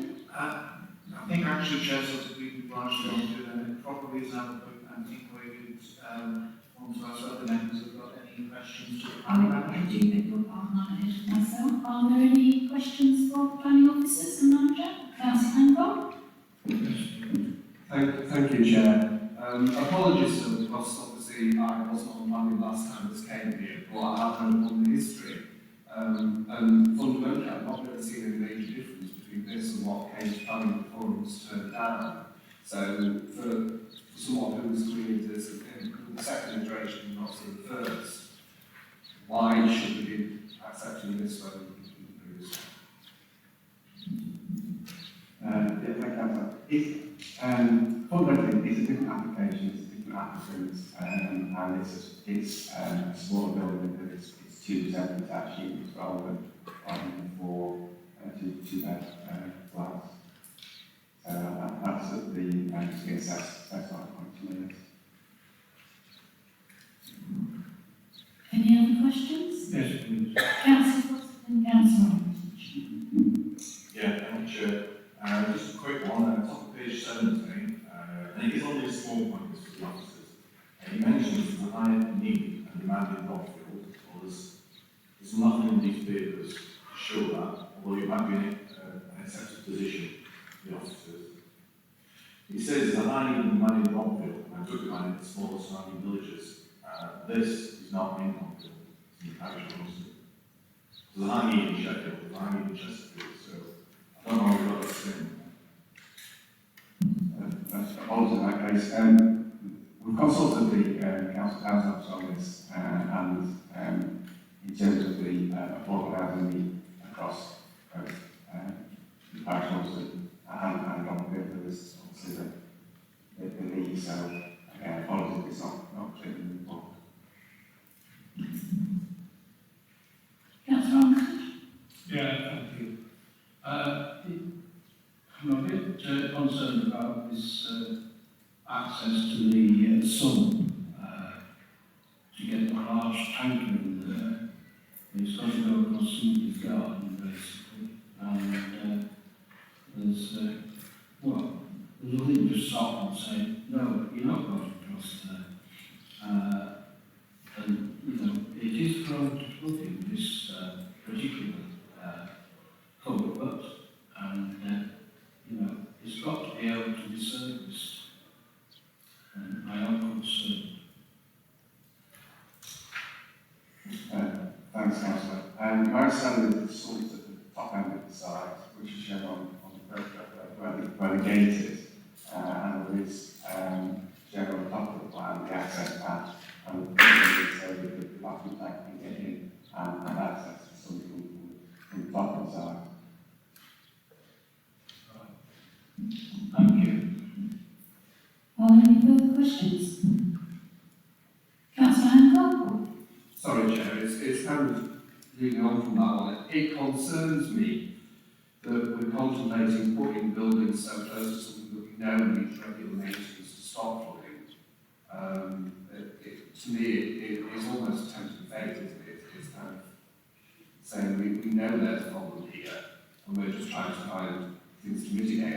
It's almost like, and to be honest, I know it's not supposed to come across this way, but reading it, it's like, oh, well, it's affordable housing there, so I guess flooded. And that is how it comes across, and to me, it's a concern that we can considering putting housing so close to people who know it's not having issues. The issue of affordable housing is that it's in the green belt and market housing is in a very good development. So I don't think it's the case because it's affordable housing. It's acceptable. The two separate policies. We've consulted the local flood authority, and they're happy with the proposal. They haven't got an objection, and it's clear of these that this requires. So in terms of our assessment of the application, on the basis of the flooding advice, I'm happy with it. If I read it correctly now, did you not say last time that they were actually recommending that it be double that width, not just a third extra? Or did I misread that? As I said, I didn't read through the historic case. Well, I wasn't that because my understanding was it was the issue of the size of the easement was from Council Shipman, not from the flood authority. So on that point, Chair, my understanding was that the flood authority was asking for a 3 metre easement as a minimum. I believe, Chair, my recollection is that members saw that as a minimum and it should be more. But as Phil's just advised, Chair, the flood authority in this instance are raising no objections. The developer is allowing the 3 metre easement as required. In fact, greater distance, 4 metres to the nearest point of the building development. So, as far as your officers are concerned, Chair, the easement and allowing access and maintenance of the culvert and the sun bar position, that would be made clear in the details in the drawings. And if the members were minded to grant permission, still concerned about that, we could condition that and just development rate, which is clearly shown on the drawings. But that's my recollection of the meeting that was held some months ago. Thank you. Any other questions? No. I won't repeat myself about the next process, but I will ask our clerk Helen to explain to the members of the public how the motion section will work. Yes, thank you, Chair. Please bear in mind, members, that a motion must be moved and seconded before a vote is taken. If an amendment to a motion is moved and seconded, then that amendment will be voted on first. If a motion is to be moved which goes against the officer's recommendations, then the member who has moved the motion must give the reasons for doing so. The reasons for moving the motion against officer recommendations should comprise the relevant planning issues and be supported by evidence as necessary. If a motion to reject officer recommendations fails, or in other words, it is not passed, that doesn't mean that the recommendations are automatically approved. Rather, you will need to take a positive decision to refer the motion in favour of the recommendations or another course of action. This will need to be approved by the committee through another vote. Thank you, Chair. Thank you. I'm now going to open the floor for any comments, questions or debate. Councillor Foster? Thank you, Chair. Going back to the end of last year, I was the one that moved the last motion. The one that's on page 68, 3.4. And it covered three areas. It covered greenbelt issue, car parking, and it covered flooding. There's been some movement on all three areas. The first one was greenbelt.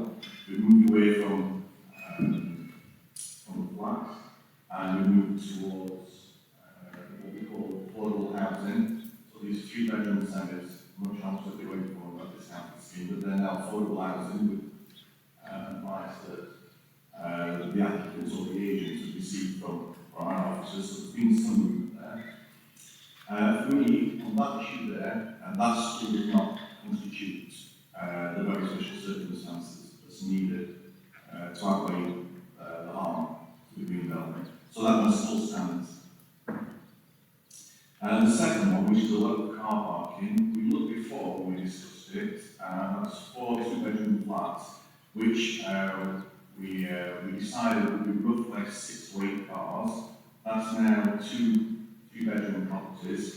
So you're looking at, you're looking at a reduction there. So there's some movement there. But saying that, it only brings us down to 4 to 6 cars thereabouts. So that's still stands as well. And there's been some movement on the flooding issue, with the 3 metre issue being met.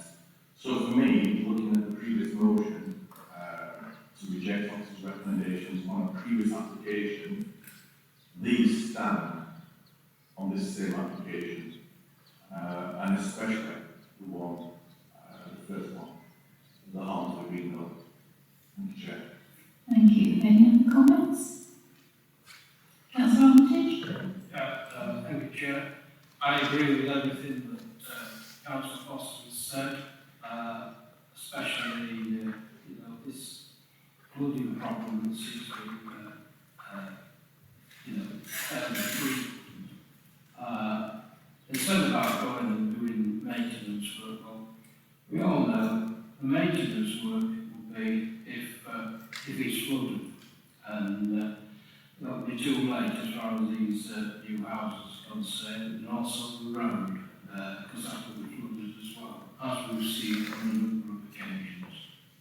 Thank you, Chair. Thank you. Any other comments? Chair, if I may, that is the point you made then is appropriate. Okay, I think then that is the end of the debate today. So. Just to answer some of the points that have been made briefly, Chair, if I may. Just in terms of the flooding issue, I know what Councillor Foster and Armitage did say about that, Chair, but in that area we have had the advice from the local flood authority who are saying that the way that the site set out in the previous reasons is now acceptable, Chair, and that's what Councillor Foster says, but the nearest part of the buildings would be 4 metres from the culvert, so if there's a further metre beyond that would allow other maintenance opportunities as well as the removal of one pair of the units that have been removed from the area without car parking. In terms of car parking, noting what Councillor Foster's said, Chair, but 2 parking spaces per property would normally be the level you would be looking for 3-bedroom units, and that's provided in this case along with 2 visitor spaces, Chair. So again, from a RAF's point of view, we would advise caution in respect to that previous reason for refusal. And just to explain the position we come to as officers on the issue of affordable housing, as we had the discussion when the application was previously considered, albeit in a different form, that the test in respect of affordable housing on previously developed site as here is that there should be substantial harm to the openings of the greenbelt. So I remember a discussion Councillor Foster and I had about the level of substantial harm, and to retain that reason for refusal you need to be convinced that there is not just harm but substantial harm. So I just ask members to bear those elements in mind, Chair, when you come to take a vote on a motion that's put forward. Thank you. Thank you. I'm going to open the floor now for a motion. Councillor Foster?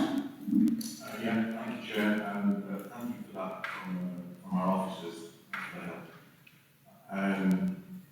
Yeah, I'm minded to reject this, go against officers' recommendations and reject this application based on the first part of the last reason we used, the last application.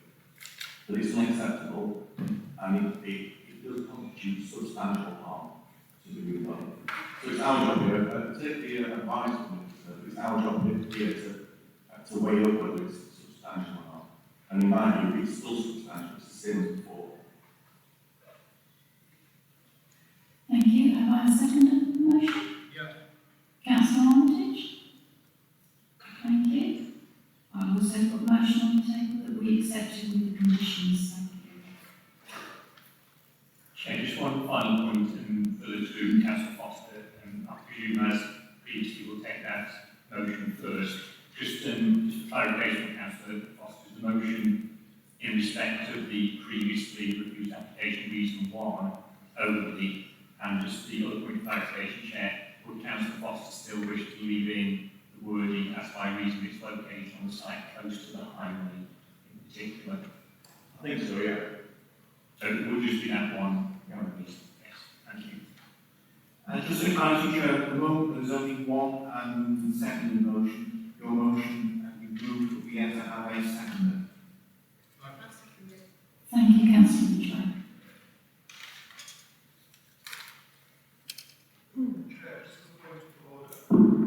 We actually shouldn't have multiple motions at the same time. We should actually be voting on one. And if that falls, then we should have the second. We should be putting 2 on together at the same time. Well, I mean, we're in a position now where we have one substantive motion, it's not been amended, and that would be the motion to reject officer recommendations, to actually not accept the planning application on the grounds discussed, which is essentially because it's an unacceptable development which will cause substantial harm to the greenbelt. I think, yes, you're right, we concentrate on that one, which is the substantive first motion, and then any other motion, well, that's dependent on whether this one goes through or not. Okay, thank you. I'm now going to... Just very briefly, Chair, just so we're absolutely clear that the reason for refusal would be as previously, just reason for refusal 1 of application 19-01174. It would replicate that wording, but it would just be for that one single reason, not reasons 2 and 3. Just so we're absolutely clear. Yeah, absolutely. And again, while we're speaking, I do support Councillor Hancock's issue there with the 2 motions. Simon? I think we also should mention the flooding aspect. The culvert and its maintenance can't be done as successfully as mitigating this.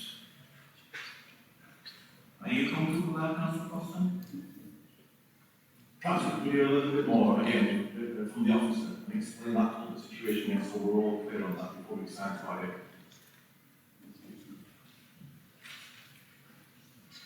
My understanding is that it's a culvert from the railway embankment to the top of the site, then runs into the land drain it runs down the boundary of the site, so it can where the 3v2s and things.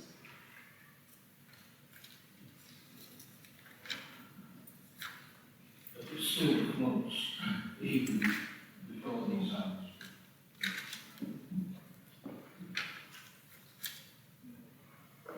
We have a motion on the table, so I'm going to put it to the vote now, and I'll put it over to Governance Officer. Thank you, Chair. So we're conducting a vote by roll call. If you could please say for, against, or abstain. Councillor Pat Hamilton. For. Councillor William Armitage. For. Councillor Andrew Cooper. Against. Councillor Mark Foster. For. Councillor David Hancock. For. Councillor Lee Hartson. Against. Councillor Betty Hill. Against. Councillor Heather Elliott. For. Councillor Mo Potts. For. Councillor Alan Powell. For. Councillor Jackie Bushway. Against. Councillor Diana Wright. Against. So Chair, with 7 votes for and 5 against, that is carried. Thank you.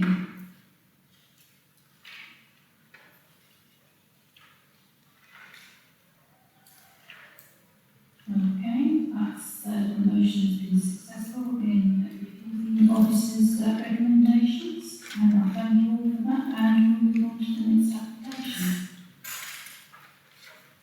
Sorry, Chair, just before we do that, again, just in terms of the final wording to be approved by yourself in consultation with the planning manager. Yes. That's normal.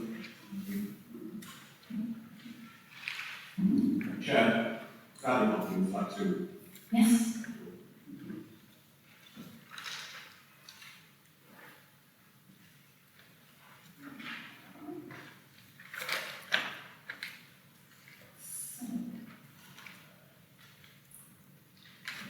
The next application is NED /214/00083/H, construction of a 2-storey side extension at 115 Snakehill Lane, Drumfield. Thank you, Chair. Just a brief introduction, then I'll go through the slides with members. In this case, Chair, the applicant is seeking consent to construct a 2-storey side extension. The extension will be 1.8 metres wide, leaving a gap of 300 millimetres between it and the adjoining property. Property, Chair, sits within an established residential area within Drumfield. Planning policies, Chair, require new developments to respect the area in which they are located. Officers acknowledge the row of properties of which the application site forms a part is an attractive feature. It is not considered a reduction of the gap between the properties would result in any overriding design and harms the character of the area. It's acknowledged the new proposed 2-storey window proposed to the rear will increase the perception of overlooking of the neighbour's property. The officers consider this can be made acceptable through condition as recommended. The committee thought that further clarity was necessary with regard to that, and they wish that issue amplified. There are further elements that could be integrated into that condition, Chair, such as requiring certain levels of opening and or the way that the window opening is utilised. And that can be discussed, Chair, if members thought that was an overriding issue. Just turning to the slides. The first slide on page 48 identifies the application site in brown mauve colour, and that's the property next to the drive that goes up to its eastern edge. And the property is referred to in the representation, Chair, the other three, this particular element are those to the west of the application site. The road to the south is Snakehill Lane, and then it's the nearest junction with Green Lane, which is on the right of the slide. On page 49, the application site outlined in red, and then on page 50, Chair, the application element itself in that red area etched in green. And then page 51, Chair, shows the property as it currently exists, with page 52 showing the extension as proposed. So members will be able to see that the extension in terms of the front elevation is to the left-hand side of the property, but still retaining a hitched roof. whilst from the rear, it's to the right-hand side of the property. Again, you can see the upper floor window, which I've just made reference to. The side elevation chair would be blank. And then there's just a number of photographs. On page 53, the application site is the blank property that's partly hidden by the tree in its front garden. You can see the drive that I've just made reference to the right of the application site, Jen, and the other properties that then form the street scene to its west and the left. And a couple of closer-up photographs, page 54. The extension chair would be the area to the left of the house on the right. That's the application property on the right-hand side. The extension would be to its left. And a wider version of that on page 55 if you come away from the application side proper. Thank you, Chair. Thank you. Now I'm going to ask our first speaker, who's an objector, is Councillor Paul Parkins, a ward member.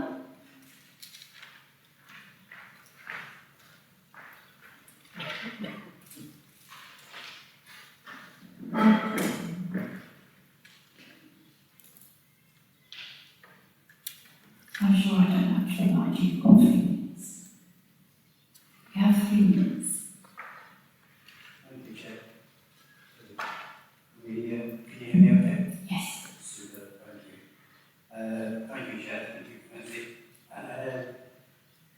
The reason I brought this in originally to your committee was because of the concerns, primary concerns over the privacy of the garden, which thank you for the officers having made recommendations and for that to be obscured last at the very least, but ideally reduced as well. Privacy is a very important thing, and especially in our gardens, and I'm sure you appreciate that, so thank you for that thought already. The officer's report states that the row of older properties dating from the 1930s are an attractive feature of the street scene and make a positive contribution to the overall character of the area. And I would wholeheartedly agree on that. I've lived in the town all my life and seen these villas every single day of my life walking past. It's been a very attractive feature of the area. However, I really can't agree with the second part of the officer's statement, which goes on to contribute and say that he doesn't believe that extending this particular property to the side elevation would not cause any significant harm. In fact, I believe it will. It will totally imbalance that row of houses. The symmetry of those row of houses is the village is effectively destroyed at that point. Yes, there are some detached houses further down the road. They were designed that way. They weren't designed as detached homes or villas in the first place. However, these villas, I believe, should form part of some of our protections in Tromfield over residences. Those at the moment, but maybe they should. So I do believe it's wrong, and I think, to be honest, I'm even more disappointed that consultation happened in this case. I know that the residents of the Resident Institute and Jill Tingle has been extremely upset, and we have had many conversations about this application over the months. But as a councillor, I'd like to see consultation between neighbours, and I'm sure as a planning committee you want to. So I would urge you. 30 seconds remaining. Thank you. I would urge you to reject this planning application on those, particularly on those 2 bases that we read around and the street scene that will be totally upset by a side elevation extension. Thank you, Chair. Thank you. Are there any questions? Councillor Hancock? Thank you, Chair. I've just got one that's looking at this rear plan and obviously citing the overlooking as an issue. I'm struggling looking at this to see how it would raise against more than they've already got from the existing bedrooms. Thank you,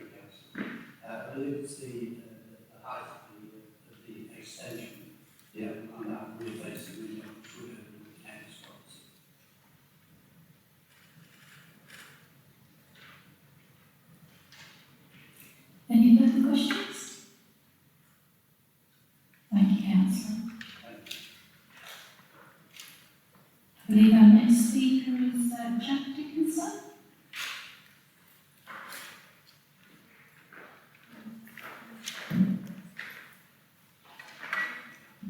Chair, just a reminder that Mr Dickinson and Mr Hanrahan are sharing 3 minutes slot, so 2 minutes 30 be suitable to you, Mr Dickinson?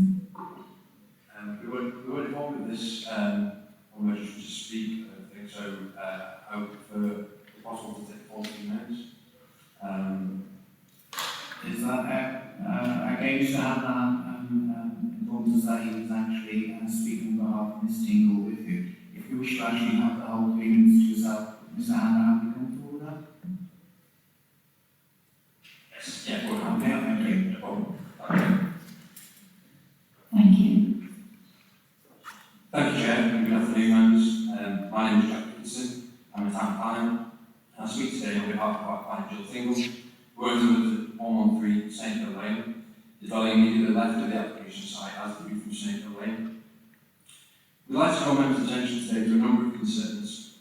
Firstly, material considerations which are crucial to the determination of the application aren't fully considered within the officer's report. In our view, therefore, the report is flawed in that sense. In the first instance, it doesn't cover all of the objections raised by our client within the electorate representation. Members therefore cannot be expected to fully understand the impact the development will have on the immunities of our client, and they can't be expected to be able to make a decision in full possession of the facts. Secondly, it's flawed because officers have failed to carry out proper analysis of the distinctive quality of the townscape and of all these detached villas, including that the application site, makes that distinctive quality. As such, in our view, officers have fallen short in their duties to have proper regard to the circumstances. A full understanding of the townscape character is absolutely crucial for the determination of this application, and if an assessment had been properly carried out, we consider that officers would have come to an entirely different recommendation. Any such analysis would identify that the primary element which makes the villas an attractive feature is that regimented gap of at least 1.75 metres which separates each one, allowing them to sit apart from one another, and this is shown in the presentation at pages 54 and 55. It's a distinctive characterising feature of the townscape, and if this application is approved, that gap will almost disappear. It will have been eroded by 80%, creating a terracing effect, potentially setting an uncomfortable and erosive precedent for the future. Thirdly, it's flawed because officers have failed to appraise the development against development policies in the development plan. In law, it's the case that planning applications must be determined in accordance with the development plan. If officers have not carried out a proper assessment of the development against planning policies, it cannot be said that full and proper balancing exercise has been carried out by officers in making their recommendation. This failure could render any decision unlawful and open to judicial review. By our analysis, the application is in conflict with policy in 2 main areas. Firstly, as I've just described, the townscape impacts. The proposals would create development which is incongruous with the street scene, and is an overdevelopment of the plot, contributing to a total enlargement of 74% over and above the property's original as constructed floor area. The second area of planning policy conflicts in relation to residential community. The policy is designed to ensure the protection of residential community of existing and future residents. By proposing additional windows which overlook our client's property and closing a gap critical to the maintenance of the property, this application cannot be said to protect residential community. Conflict of policy is a material consideration which must be weighed in balance. In this case, that balance exercise has not been robustly carried out. Therefore, I'd like to ask members to vote against officer's recommendation today, and if minded to do so, we encourage them to focus on matters of townscape impact and residential community when suggesting any reasons for refusal. Thank you all for your time today. Thank you. Are there any questions? I do have one, and it is regarding the space between the 2 properties. Has any maintenance agreement been discussed between the 2 applicants, the neighbours? Not that I'm aware of. I think there hasn't been much communication between them since the application's gone in, so I don't think that's the case. Okay, thank you very much. And we have no other speakers on this application? That's right, Chair, no speakers. Thank you. I'll now open the floor for the members to ask the planning officers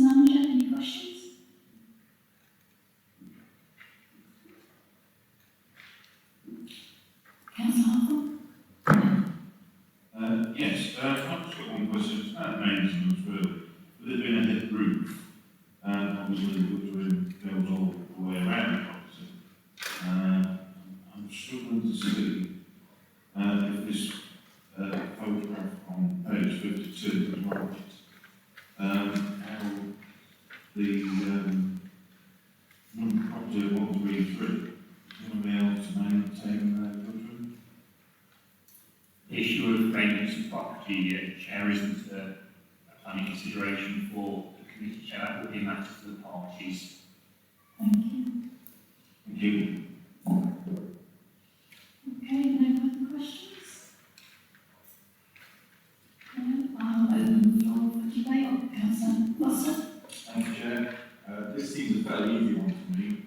When you look at this row house, this row villas island number 2, and it's a very, very attractive street scene, and it's made attractive by the design of the houses, the villas themselves, and the gaps in between them. So it's a very, very simple one. If you fill in this gap and reduce it like has been suggested, and you give the same permission to all along that street, it then just look like a road bricks, and it wouldn't look like it looks now. So we've got two very, very clear policies, and fortunately we have. One is BE1, one is GS5. BE1 says that the new development should respect the character and appearance of the surrounding area. Well, on that, it's our job here to make sure that we give an opinion on that, and it certainly doesn't respect the character and appearance because it fills in that gap. So that is very simple. GS5 requires that the development should not be different to the character and appearance of the site. Well, it clearly affects the street scene and it will be impacting the town sphere. Thank you, Chair. Thank you. Any other comment? Councillor Park? Yeah, I think that sometimes we're a planning committee and we have decisions to make about what is in planning policy and what is instinctively wrong. I think, from my point of view, my instinct is that to build an extension on that road, which is a lovely road, as has been said, to within 30 centimetres of the house next door, to me, seems wrong. I'm not sure we can justify that in planning policies, but that's our view, Madam Chair. Thank you. Any other comments? No, I'm going to open the floor for motions. Councillor Gloucester? Thank you, Chair. Yeah, I propose that we reject officer's recommendations based on BE1 and GS5, which is outlined earlier, and that it doesn't respect the character and appearance of the surrounding area, and it should not be detrimental. It is, in my view, detrimental to the character and appearance of the site. And like I included in that, mentioned the street scene and the impact on the town sphere, please. And I'm very happy to second that. Just briefly, Chair, if I may, when the town vote, clarification, if I may. Yeah, thank you, Chair. Councillor Foster has mentioned policies GS5 and B1, Chair, just to ask whether Councillor Foster would also want to make reference to policy H5 and also any relevant policies that are set out in the obligation draft of, and whether he's also concerned about any conflict with policy D4 of the neighbourhood plan. I think it's policy D4 that's mentioned in the officer report. There is a policy in the neighbourhood plan, and the report said D3, I think it was D4, but there is a policy in the neighbourhood plan regarding design, and I don't think Councillor Foster's concerned about any conflict with that as well. So it's just which policies in particular Councillor Foster just want to make reference to. I've got some concerns about issues resulting in filling in the gap, resulting in the terracing effect impact on character appearance of the site and the street scene and townscapes. I'm okay with all the wording, it's just the individual policies changes.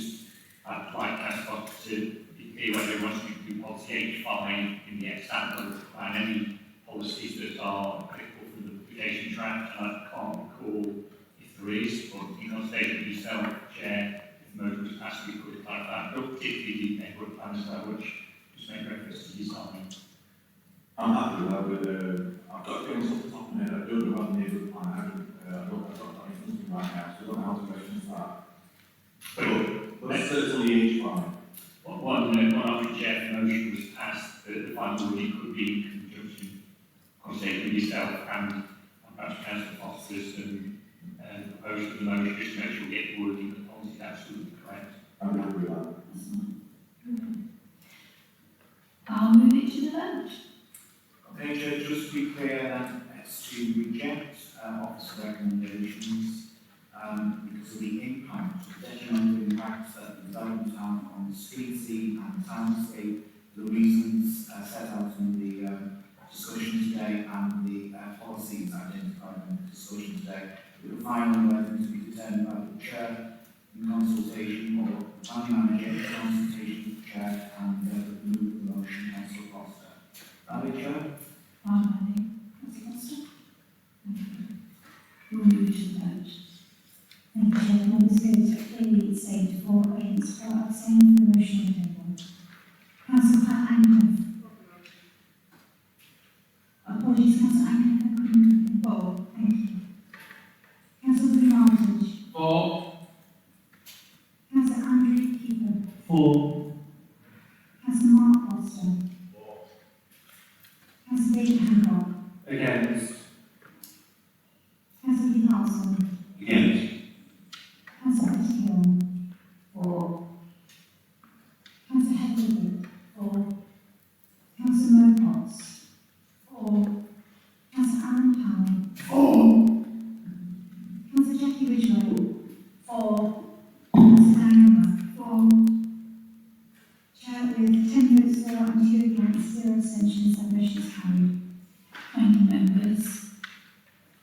And does anyone want a comfort break before we move on to the next one?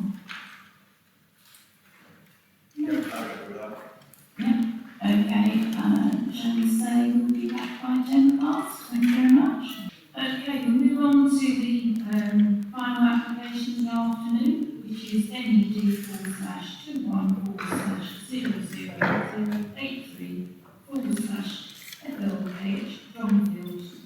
Oh, sorry, I'm giving you the wrong one, going back to some stuff. You need to be in sorry.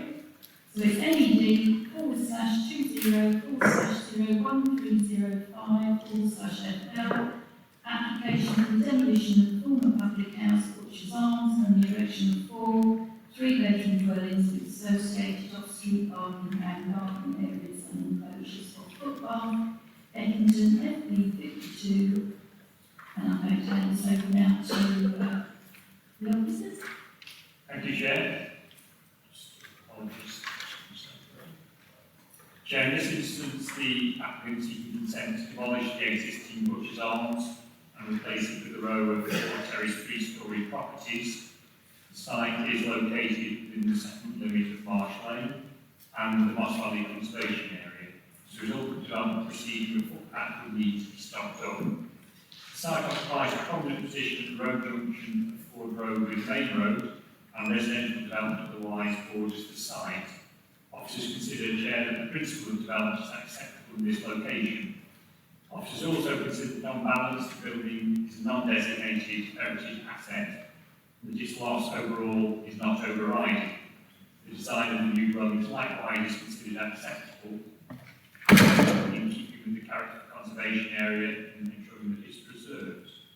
It's not considered any unacceptable impact on the amenity of neighbouring properties in view of the existing building's relationship with those adjoining it and the use of the new buildings to the rear. It's not considered any technical reasons to withhold permission. There is a public footpath, Chair, that will need to be stopped up if developments to go ahead. Due to other alternatives being in the locality and a lack of objection from the consultees, this issue is not considered overriding in this case either. Therefore, Chair, officers recommend approval of the application and would ask that any final wording of conditions, Chair, if granted, are delegated to myself. And just to run through the presentation, Chair, that members now starting on page 57. The application site is shown at the centre of the slide, shaded, and as we saw on the site visit, residential properties to the north and to the west, and to the east, an area on the footpath, between the footpath and the road, green space, which does have a bench on it, and opposite the road there is the War Memorial. On page 58, Chair, the application site area in red. Yesterday, the site visit, Chair, reference was made to the floor area of buildings, and it's not an exact science, I'm afraid, because of the shape of the building that's existing on site, but approximately the building on site currently has a floor area of 200 square metres, and my calculations for the buildings proposed are that they are 392 square metres, so hopefully that's a point of clarity from the site visit, Chair. The site proposal is on page 59, showing the 4 terraced units. There are roof lights in the front elevation and the box door windows to the rear. Shows garden areas to the rear of the properties, then a parking area between the application site and Ford Road behind the footpath. The proposal in detail is shown on page 60.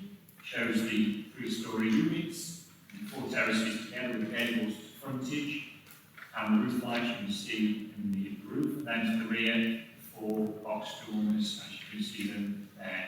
Reference is made in conditions, Chair, that are recommended with regard to the eastern elevation, seeking some element of additional interest being placed in that elevation. That's not considered to be detriment to any of the parties.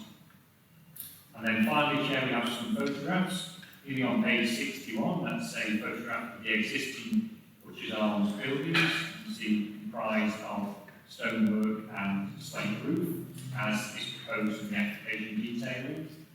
The building is currently unused, as you can see there. It has an apron part standing to its frontage. On page 62, again a wider view of that property showing the frontage Hardsford area. And to the right-hand side of the Butchers Arms, you can see the existing stone wall, the existing access, and then you can just make out the vents that I referred to on the area space between the footway and the road. And then on the left-hand side, you can just see the property adjoining the site, which is made reference to in the officer report. On page 63, there's a wider shot showing the development was proceeding when the photograph was taken to the rear of the site. That is now completed, and we'll see that in the second on another photograph. You can just see the property to the west of the site referred to with the window again is referred to in the report, Chair. And then finally, there's some photographs, and this one, the one on page 64 with the snow, and the development adjoining the site completed form, and you can just make out the 2 side windows there, just referenced and which are referred to in the officer report, Chair. And then on page 65, again, another example of the Butchers Arms, as it currently is, more up to date. Thank you, Chair. Thank you. I'm going to move now for the speakers to come forward. The first speaker I have is an objector, it's Councillor Carol Rennick.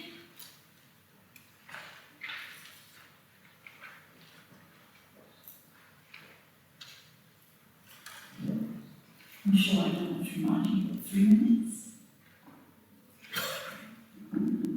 Before those 3 minutes start, Chair, there's a clarification that's needed on the document, point 2.7. It says contained in the ground floor will be a family lounge, dining room, kitchen area, entrance hall, WC covering with 3 bedrooms, 1 en suite. No office and a family bedroom above.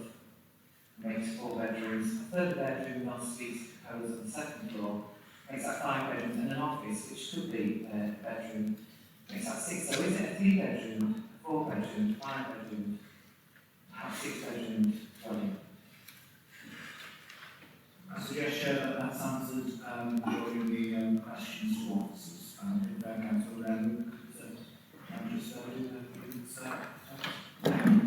There is strong opposition locally to this plan application to the Butchers Arms demolishment, Marsh Lane. The current scheme is not acceptable as it represents an overdevelopment of the site and adverse impact on the community, loss of a much loved heritage asset in the conservation area, lack of suitable parking in an already struggling area with parking and significant safety highways issues, on a busy main road. And DCC have already recently installed yellow lines at the adjacent corner.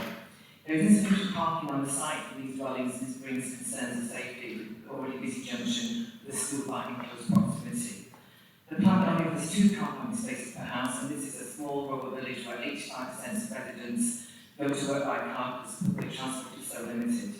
Our own Highways Authority, Berkshire County Council, recommended in its official response that a minimum of 3 car parking spaces are recommended for dwellings of this size, and it's queried. Whilst the application is described as a 3-bedroom dwelling, quote, each is an office that has potential to be used as a 3rd or 4th bedroom. And it goes on to ask if this kind of authority will satisfy itself that the level of parking provision is acceptable, as any under-provision would likely result in vehicles parking along the main road in close proximity to the existing junction against the best interest of highway safety. I'd like to ask that in this council we're going to ignore the professional opinion of our own Highways Authority on such a significant matter. The council has recently scrutinised car parking provision across the district and noticed significant pressures of parking in our area from homes that people built previously. And again, does this council really want to add to the parking pressures of the future? There should be at least 2 to 3 spaces per 2 to 3 bedroom dwelling, and this development is ambiguous as to how many actual bedrooms there are, is it 3, 4 or 5?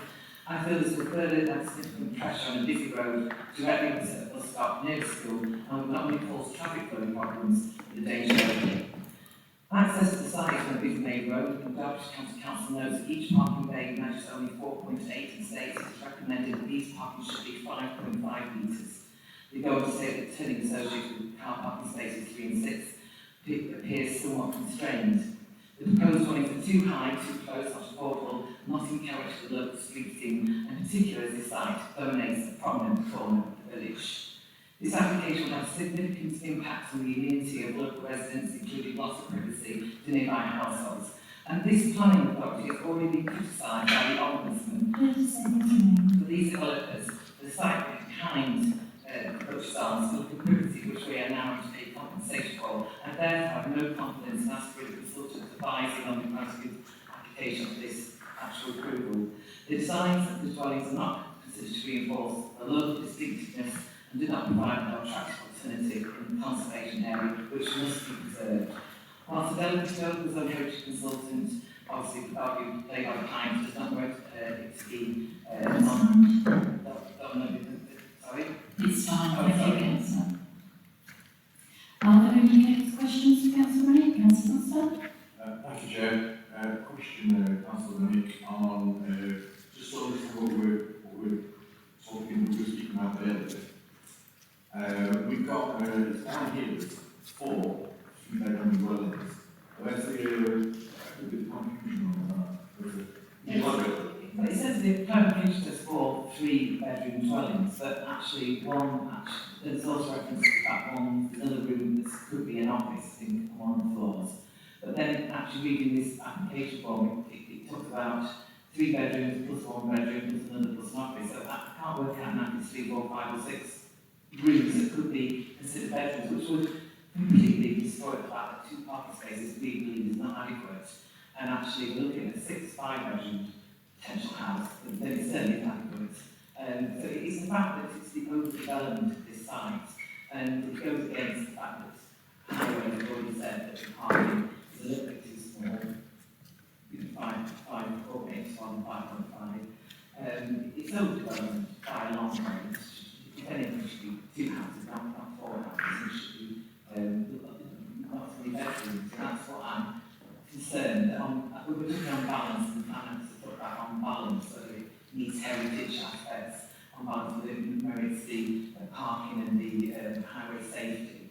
On balance, I don't think it is, and we have to have balance here. Thank you, Councillor. Could I ask if officers at the later stage could keep that point up, please, to the Chair? Thank you. Councillor Watts? Councillor Rennie, you made reference to the poor public transport services serving commercial. Could you elaborate on that? Do you know how many buses serve the area and the frequency of the service? Just one bus that reaches 6 o'clock once an hour, not weekends. Thank you. Thank you. Any other questions? No, thank you, councillor. Second speaker today is councillor Philip Wheelhouse.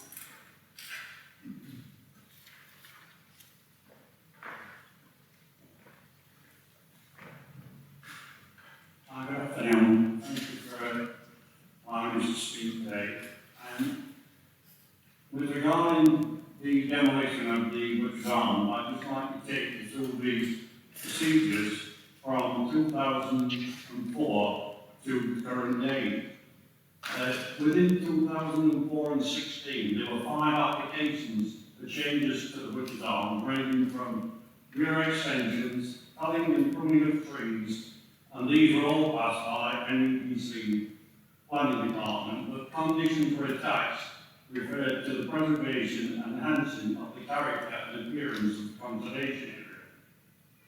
In 2017 November, an application of use of the public house to meet use of a dwelling and a shop. The applicant asked for a newspaper article delivered to the Derbyshire Times in 2016 concerning the lack of facilities in Marsh Lane, which raised the question, is this Derbyshire's most forgotten village developing this application? There was no objection to this, as the pub had several owners and tenants, none who could run this pub successfully as a going concern, and the community was very pleased at the prospect of having a small shop within walking distance of most of their homes. And then in March 2018, when permission was granted for the change of use, there were 10 conditions relating to the parking spaces for the living accommodation, along with facilities for the retail business. The main reason for condition 3 was in the interest of highway safety. 2018 application for redevelopment of the car park of the vacant Butcher's Arms to residential use, or 3 detached dwellings with car parking, gardens in the Moss Valley Conservation Area. Still, no work had been taken to replace the accommodation the Butcher's Arms to a living accommodation and shop. 2019 June, there was one public comment relating to preserve the existing pear tree on site.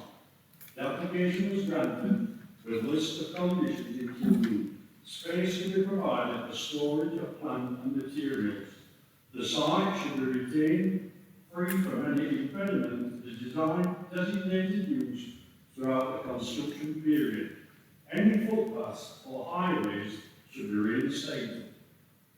August 2019, the application to discharge the condition was granted, but still no work had taken place to convert the Butcher's Arms to a living accommodation and shop. February 2020, application was made to demolish the former public house and replace with 4 3-bedroom houses and 1 4-bed house. There was 14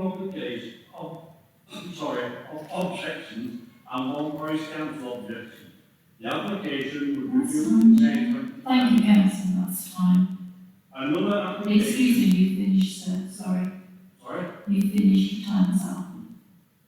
Okay. So, any questions, council members? No? Thank you.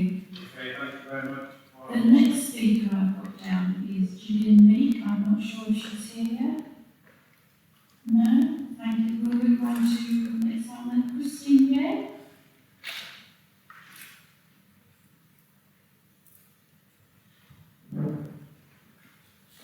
You have 3 minutes on your ready. Thank you. Thanks, Chair. Good afternoon. My name is Christine Gay and I live in Marsh Lane. I'm also the Chair of Marsh Lane Centre Residents Association, and as such, I spend a lot of time talking to people in the village. And the subject of Butcher's Arms, I can assure you, has been a hot topic for some years.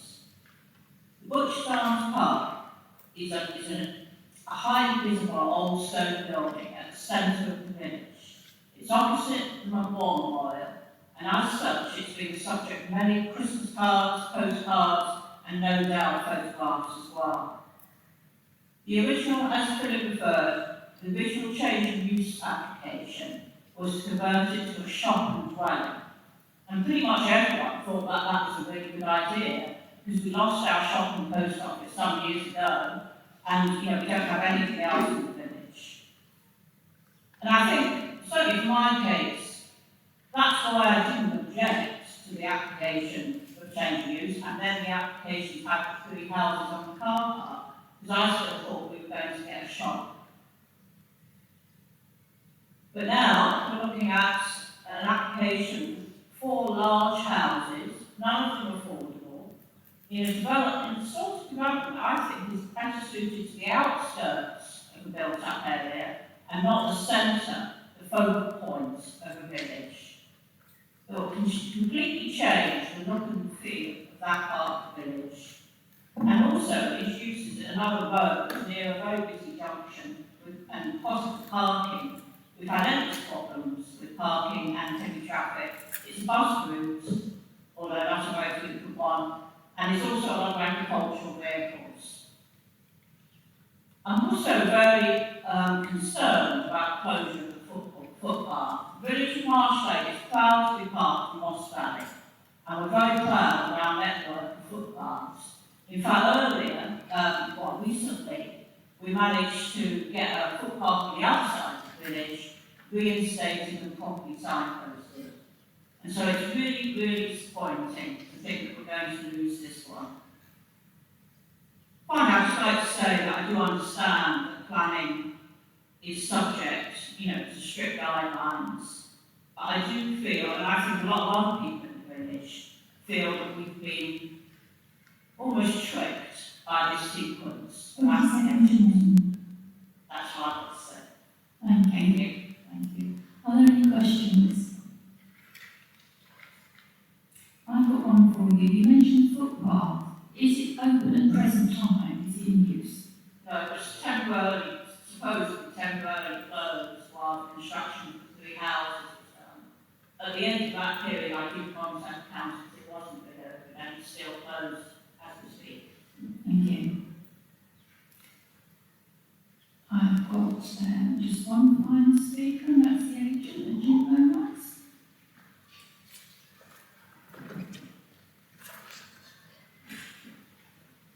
Mr. Lomas, could you sit on the left so you've got a clean table? Thank you.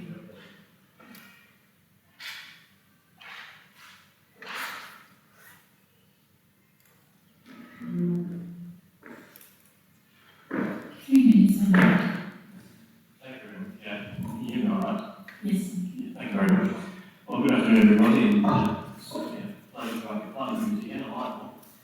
I think as far as this is concerned, we need to clearly identify what the scheme is all about. It's a 4 times 3 bedroom dwelling houses.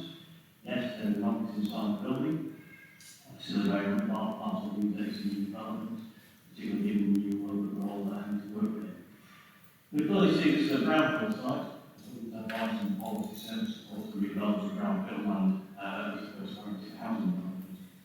The site is also wider than the settlement development units as identified in the development plan. And you'll be well aware that all applications are determined in the course of the development plan as the first port of call.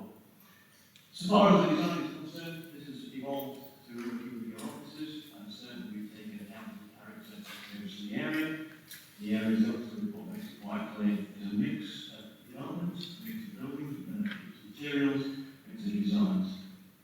Certainly this scheme also contains 2 off-street car parking spaces per dwelling, which for a 3-bedroom property is entirely compliant with policy guidance.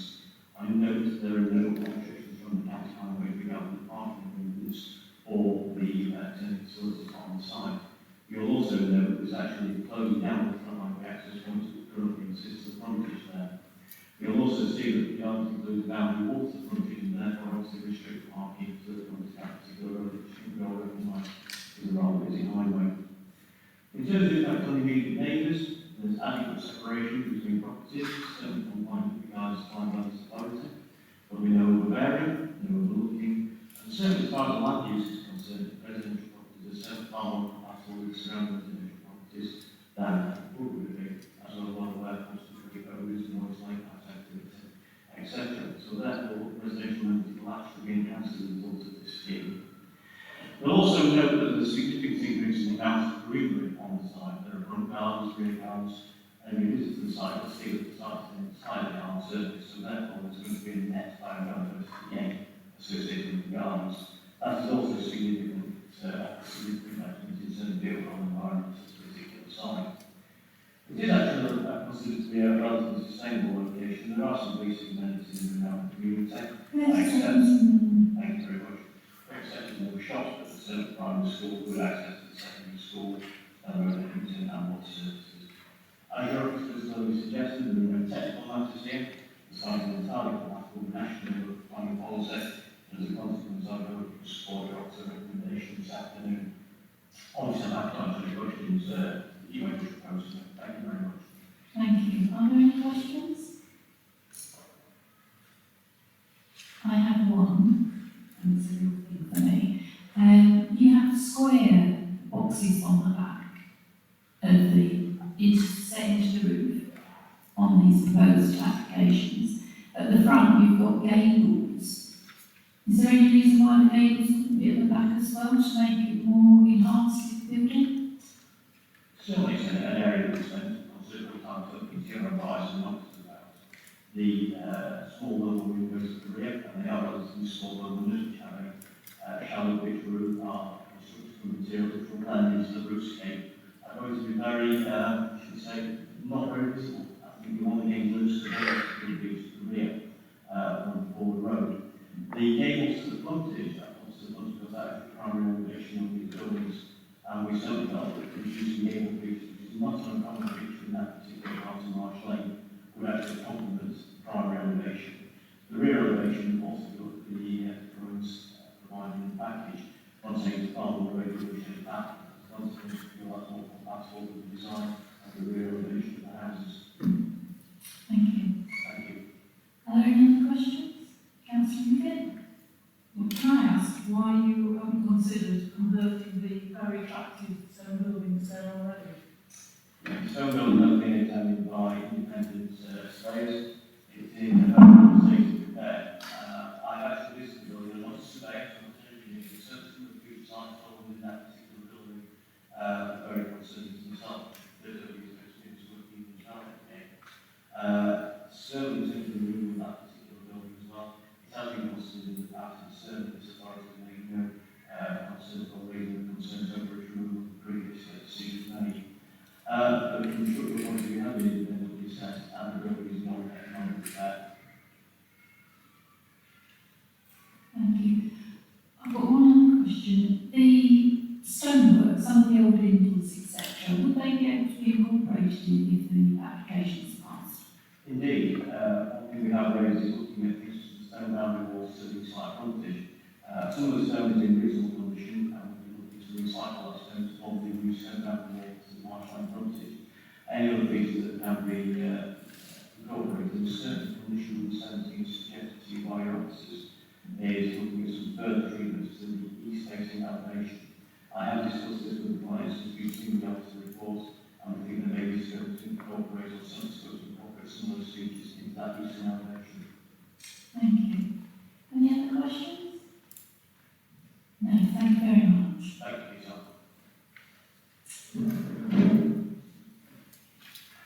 Members, you now have the opportunity to ask questions to clarify points you've heard from the planning officer. Are there any questions for the planning officer? Councillor Foster? Yeah, thank you, Chair. My instance is around what was brought up by Councillor Rennick, and it's about the number of bedrooms in this property. So, advertised as, or on this paper as 4 3-bedroom dwellings with an office.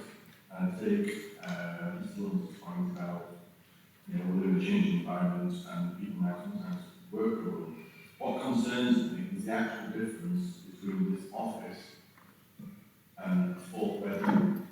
So, practically speaking, so a question for an officer, what is the exact difference between an office and one of the other bedrooms? For example, the 3rd bedroom. So there might be 2 double bedrooms, tenancy the actual floor plans. There might be 2 double bedrooms, the 3rd bedroom that office and the smaller third bedroom, which means to say it can't be later advertised and sold as 3-bedroom plus office or 3-bedroom plus office stroke 4th bedroom. Because that leads on to number of car spaces. That's a question.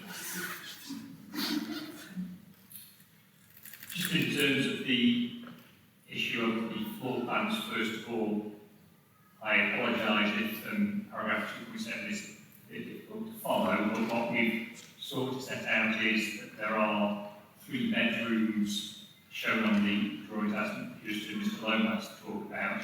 At the first floor, there is one ensuite bedroom and a further bedroom that's shown, and then the office that Councillor Foster just talked about. Then there is a further bedroom shown at second floor level. So it's depicted with 3 bedrooms. I just don't think we've explained it perhaps as well as we could, but on the first floor there are 2 depicted bedrooms in the office, with at the second story level further bedrooms. So plans depict 3 bedrooms and 1 office. From a point of view of planning, I think it would be possible, but I think highly out of the ordinary to say that the office shall only be used as an office. I couldn't guarantee to members it couldn't be used as a bedroom. I say that for the simple reason that I think to condition it to be used for a particular use would be nigh on impossible to enforce, because it would mean gaining access to the property, inspecting the level of furniture that's in that room, and then making a judgment as to whether it would be used as a bedroom or as an office. So that's the reason I make that point. Notwithstanding that, the appendix to your extant local plan does say that for dwelling houses at 4 bedrooms and over, it would normally only be expecting 2 spaces per unit. And as you referred, there are sufficient car parking spaces on site for 4 bedrooms, 3 bedrooms, etc. house as per the appendix of your local plan. Just in terms of the car parking issue itself, the overriding issue is whether, with or without that level of car parking, there would be detriment to highway safety. So, bearing in mind the advice in the local plan with regards to spaces, and it would meet that requirement as set out in the extant local plan, even if you considered that wasn't enough, what would be the harm of just having 2 spaces per unit for each dwelling on site where provision is made? Because as in regards to what I was saying, the Highway Authority has not raised any objections to the scheme in terms of impact on highway safety. And that's helpful, Chair. Thank you. Any other questions? Yeah, further to that, to the Chair, to answer that, I was asking a question about enforcement. Wasn't anything to do with that. It was, what's the difference between the 3rd bedroom and an office when it's empty? And I'm suggesting there's not a great deal of difference, maybe plug points, possibly, but not much else. So what I'm thinking here is this is effectively, like, these are effectively 4-bedroom offices. No, the planning meeting, why? And it speaks, from memory, I'll find it on here. It mentioned from the Highways Authority, a 4-bedroom, we go on 3 spaces. Yeah? 4 properties, 2 spaces of these, that's 12 spaces, and there's 2 spaces which you can only off the road. That effectively, that makes this a different application. From what we're looking at is possibly a lot of cars parked on the road, so that's my concern. When it comes to quoting the local plan and saying even for 4 bedrooms, still 2 spaces, the highway is saying something different. Highways are recommending 3 spaces. And I don't think officers can choose when and when not to quote highways. And it's not really suits the actual application. So the recommendation from Highways Authority for 4 bedrooms is 3 spaces. That's the point I'd like to make. Just very briefly to Councillor Foster, Chair. I apologise if I misunderstood the question, but In terms of the floor plan, the office shows a desk and a chair, and of course you expect bedrooms to show a bed. But in terms of further detailing, there's nothing shown on the drawings that would mean that a desk and a chair wouldn't need to be in that room and could be replaced on a bed. There's something else that would differentiate between being used as an office or a bedroom. So I take the point that Councillor Foster makes on that, and the point I was making in respect to the number of bedrooms is, I don't believe it's practical and reasonable to say it shall just be a 3-bedroom dwelling. I don't think we control that. I think that comes back to the concern that Councillor Foster has with regards to the use of that room. I don't think I could say to the committee that will definitely be used as an office, not for other use.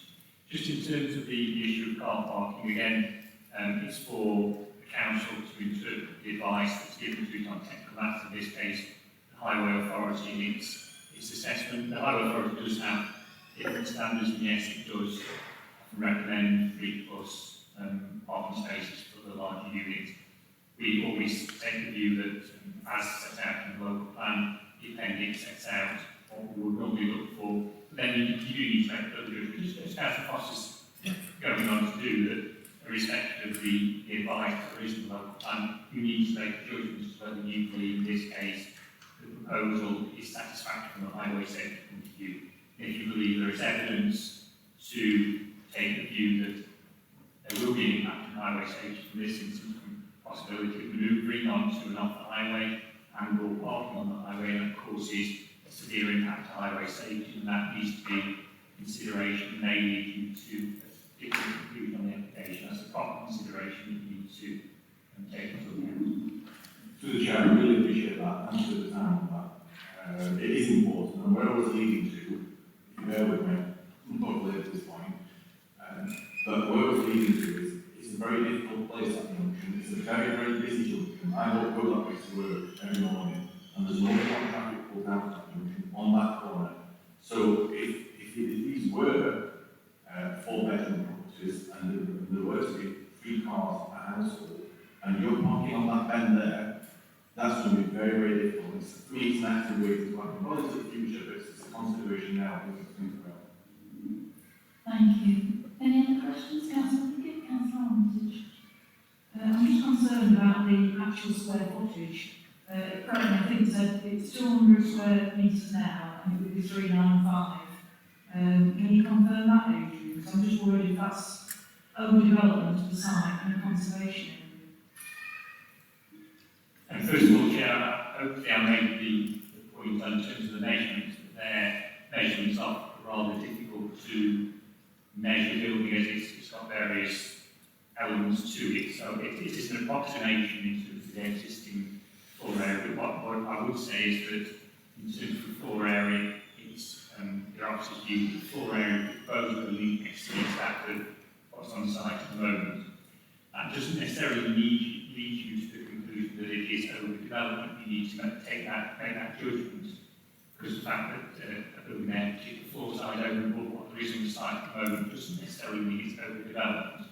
But if you take the view that the level of development on the site is not compatible with the surroundings and would lead to an adverse impact on that, then that would lead to you to take the view that the amount of development proposed is harmful. And I think that would be my advice to members, if you're concerned about that, to go down that particular route, rather than just say, because the building is off this side, it represents overdevelopment.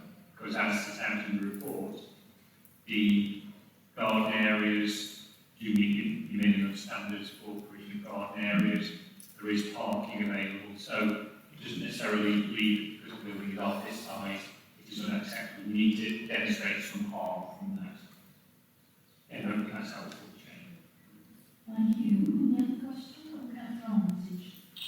Thank you, Chair. There seems to be quite a few highways problems, and the argument from highways does seem to be flawed in regards to parking places. However, we know, as before, it's not a very safe argument when it comes to an appeal.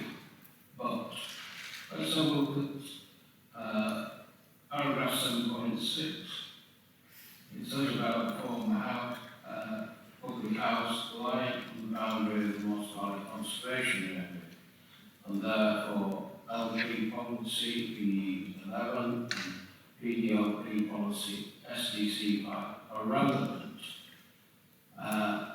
It says that they seek to ensure proposals are in keeping with the character of the area and would not have a detrimental impact on neighbouring uses. Well, this is a fine building, and I feel that what's proposed, apart from it not being sustainable, it's not in keeping with the design of it. You know, 4 houses up there would be a lot better if there'd been a couple, or even having the building converted, but the agent states that it's not feasible. You know, that's debatable. It also mentions, when we look at 7.11, about what Derbyshire County Council, the Archaeologists on Conservation, Heritage and Design Officer said. It stated that the building, the Butcher's Arms, was depicted in an OS map of 1876. It's a historic site, and taking into consideration, we would argue that the building in question is not a designated heritage asset. Well, you know, I say it is. A building like that should be maintained and looked after. And if it could be converted on something different up there, rather than 4 terrace houses with 4 parking roads, then I think it would be a lot better than just simply flattening it. Yes, there are plenty of pubs which remain derelict, and then the next thing somebody goes in and sets fire to them and all the rest of it. That's not what we're looking for here. We're looking for a well-designed building. That it was there in 1876. Well, I don't know about these new houses, whether they're going to be there that long, but this one certainly is. And I feel that it is a heritage asset. And as it's in a conservation area, then, you know, just to flatten it and put some houses there which are completely, well, in my opinion, that you know, they're completely, they're not in keeping and they're not sustainable. Briefly, that to avoid any confusion, the officers of this chair aren't saying that the building isn't a non-designated heritage asset. It's just a designated heritage asset would be, for example, a listed building, a statutory listed building. This building isn't listed, therefore officers are saying it's a non-designated heritage asset, so it does have some value, but officers in this instance are of the view that that doesn't outweigh its removal and replacement. The other element, Chair, that members need to have special regard to, as members will, I'm sure, be aware, that the site is within the conservation area, and you need to have special regard to preserving or enhancing the conservation area. So I think that the issue that Councillor Armitage is raising is whether you believe that the removal of the existing building is replacement with whatever, whether that is at least preserving the conservation area. You will need to make a judgment on that. You may think that Councillor Armitage is using that it is, you may be feeling towards the fact that that isn't achieved. But that is a statutory requirement you have that you need to then want to make sure that there is at least preservation of the conservation area. That would be a matter for you to weigh in the balance. Thank you. I know I've got 2 councillors waiting, but I'm just going to jump the gun here. On 7.12, at the end of that paragraph, it says that a conservation area and historic building survey should be provided. What does that mean? The heritage statement was provided. Okay, Councillor Ridgway. Yes, I fully concur with what Councillor Armitage has said. And the fact that the officer said that the last of the pub is overriding is not true. I think it is true. It's been there all these years.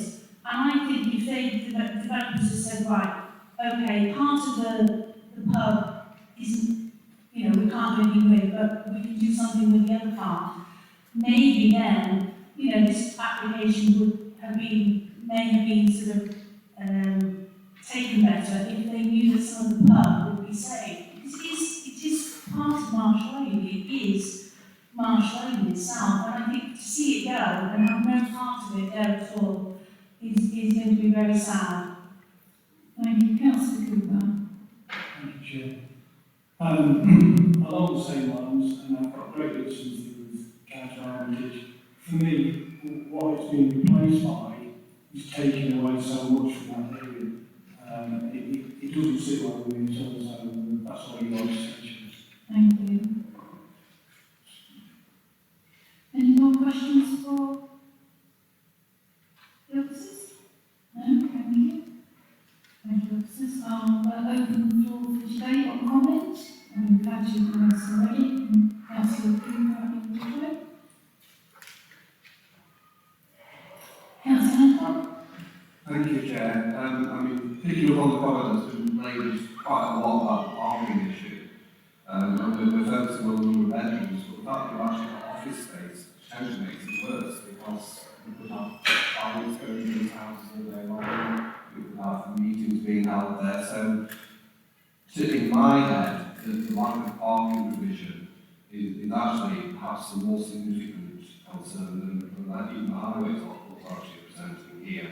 It's not in a great spot for visitors to be going to those houses on any regular basis. And to me, I don't think it does address the safety issues. And I agree with, I think it was Councillor Rennick, it is overdevelopment on that side. And I'd be more comfortable if it was a smaller scale house, 2 houses, possibly 3 just suites, but I'm struggling to justify my own mind. This is its standards. Thank you. Any other comments? Councillor Whittle? I just say, agree with Councillor Ridley. This is it's a lovely looking Derbyshire building. It's a conservation area. That to me screams middle of a Derbyshire village, not what's proposed. I think it's a big street scene issue, especially in the conservation area. Thank you. Any further comments? No? I'm going to open the floor then for a motion. Councillor Armitage? I almost said it. I saw the hand waving. No, I went to the mic. That was fun. Well, I'll add a government officer's recommendation. I think these proposals are not in keeping with the character of the area, and it would have a detrimental impact upon the neighbouring uses. And it's in a conservation area, and it should be respected. And if you look at policies, GS5, BU1, and the SS7, to make sure that these are carried out. Thank you, Secretary. Councillor Whittle? Okay, I'm going to hand over to our officers for the roll call. Just joining that, clarify the point back, happy to come back, Councillor Foster. Councillor Foster? Would Councillor Armitage be happy to include a second part of the motion regarding the parking, especially making it very clear to the officers, very clear about the consideration of the size of these properties, the number of bedrooms on these properties. Because other than that, it does fit. If you consider them 3 bedroom, it does fit in our living plan policy when it comes to parking. So we make that very clear for Councillor Armitage, we have to include that as well. Yeah, I think so. It's also, I regard it, the development is not sustainable. Thank you. Just a couple of points, Councillor Armitage raised, Councillor Armitage mentioned detrimental impact on neighbouring uses.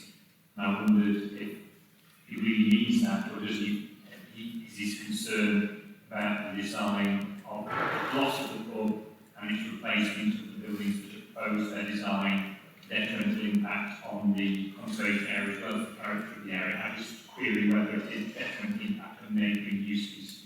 No, it's on the neighbouring area. So it's the character of the area, and just in respect to that, Chair, as Ramsey has mentioned, policy GS5, BE1, there's certainly policy BE11 which relates to development within or adjacent to a conservation area, which you may well have in mind. And there are also relevant policies from the publication draft local plan is mentioned, SS7, but that is not when allocated land within settlements, I believe. And I wonder whether we've got in mind the applicable policies that reflect those that he's mentioned, GS5, B1, B11, and building on that, I presume he's got that in mind. Yes. There will also be GS1, which relates to heritage elements within your example, and there is, I think it's SS1 in the obligation draft plan. But again, Chair, I know what Councillor Foster's mentioned, so there will be two reasons for refusal, I believe. Again, I would ask that is fund wording which is in consultation with yourself and move the most short distance which will be Councillor on to each Chair. And I'm not including that overdevelopment.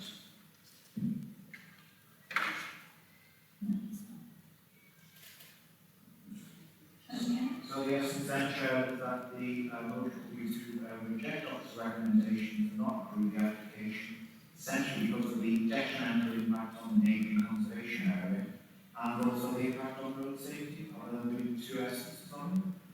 Just to be absolutely clear, Chair, it's not the neighbouring conservation area site, it's within the conservation area. I do apologise.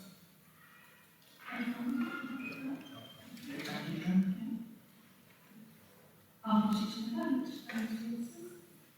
Thank you, Chair. Members, kindly say for, against, or abstain. Councillor Pat Angle. Councillor William Armitage. For. Councillor Andrew Cooper. For. Councillor Mark Foster. For. Councillor David Hancock. For. Councillor Lee Harton. For. Councillor Betty Hill. Councillor Heather Liggett. For. Councillor Mary Watts. For. Councillor Alan Powell. For. Councillor Jackie Train. For. And Councillor Daniel. For. That's 12 votes for, 0 against, 0 abstentions, unanimously carried, Chair. Thank you, members. And we can move on to the final part of the agenda. So,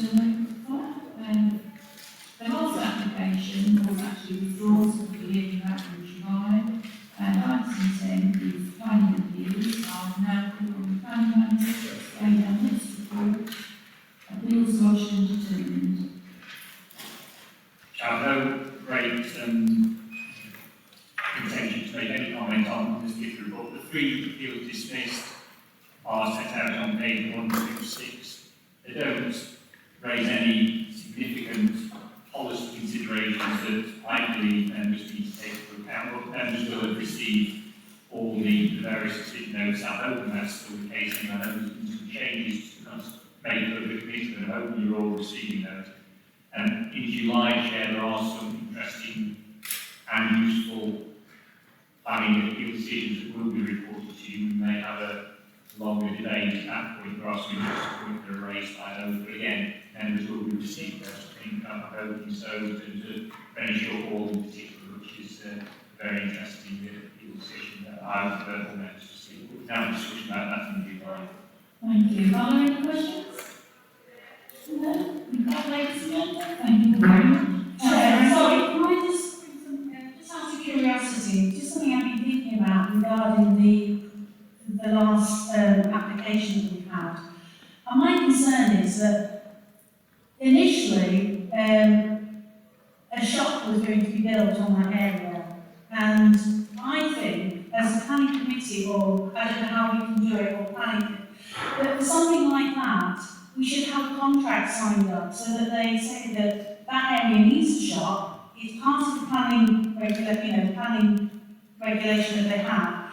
And anything over and above that they build onto would be fine. Because Marsh Lane would then have accepted that proposal for the Butcher's Arms if that shop had been there. And I think we've fallen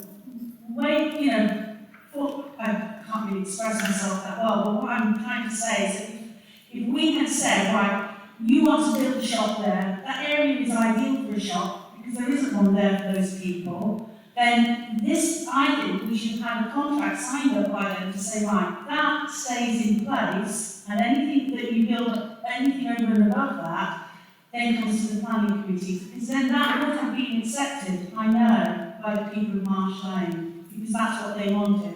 And I just don't know whether that's something that we could consider as a planning thing, in the future for other areas that don't have those facilities, and, a planning application comes in and that permission is going to be there. They would love that, but, instead they want these great big monstrosity houses built that won't, help anybody in Marsh Lane whatsoever. I think maybe we should be looking at things like that. With respect, Chair, that's on the agenda item. No, it's I'm just about to finish, Mark, so I'm not saying it's a joke, but I just said it's something I've been thinking about, but it's maybe something we could consider as an agenda item.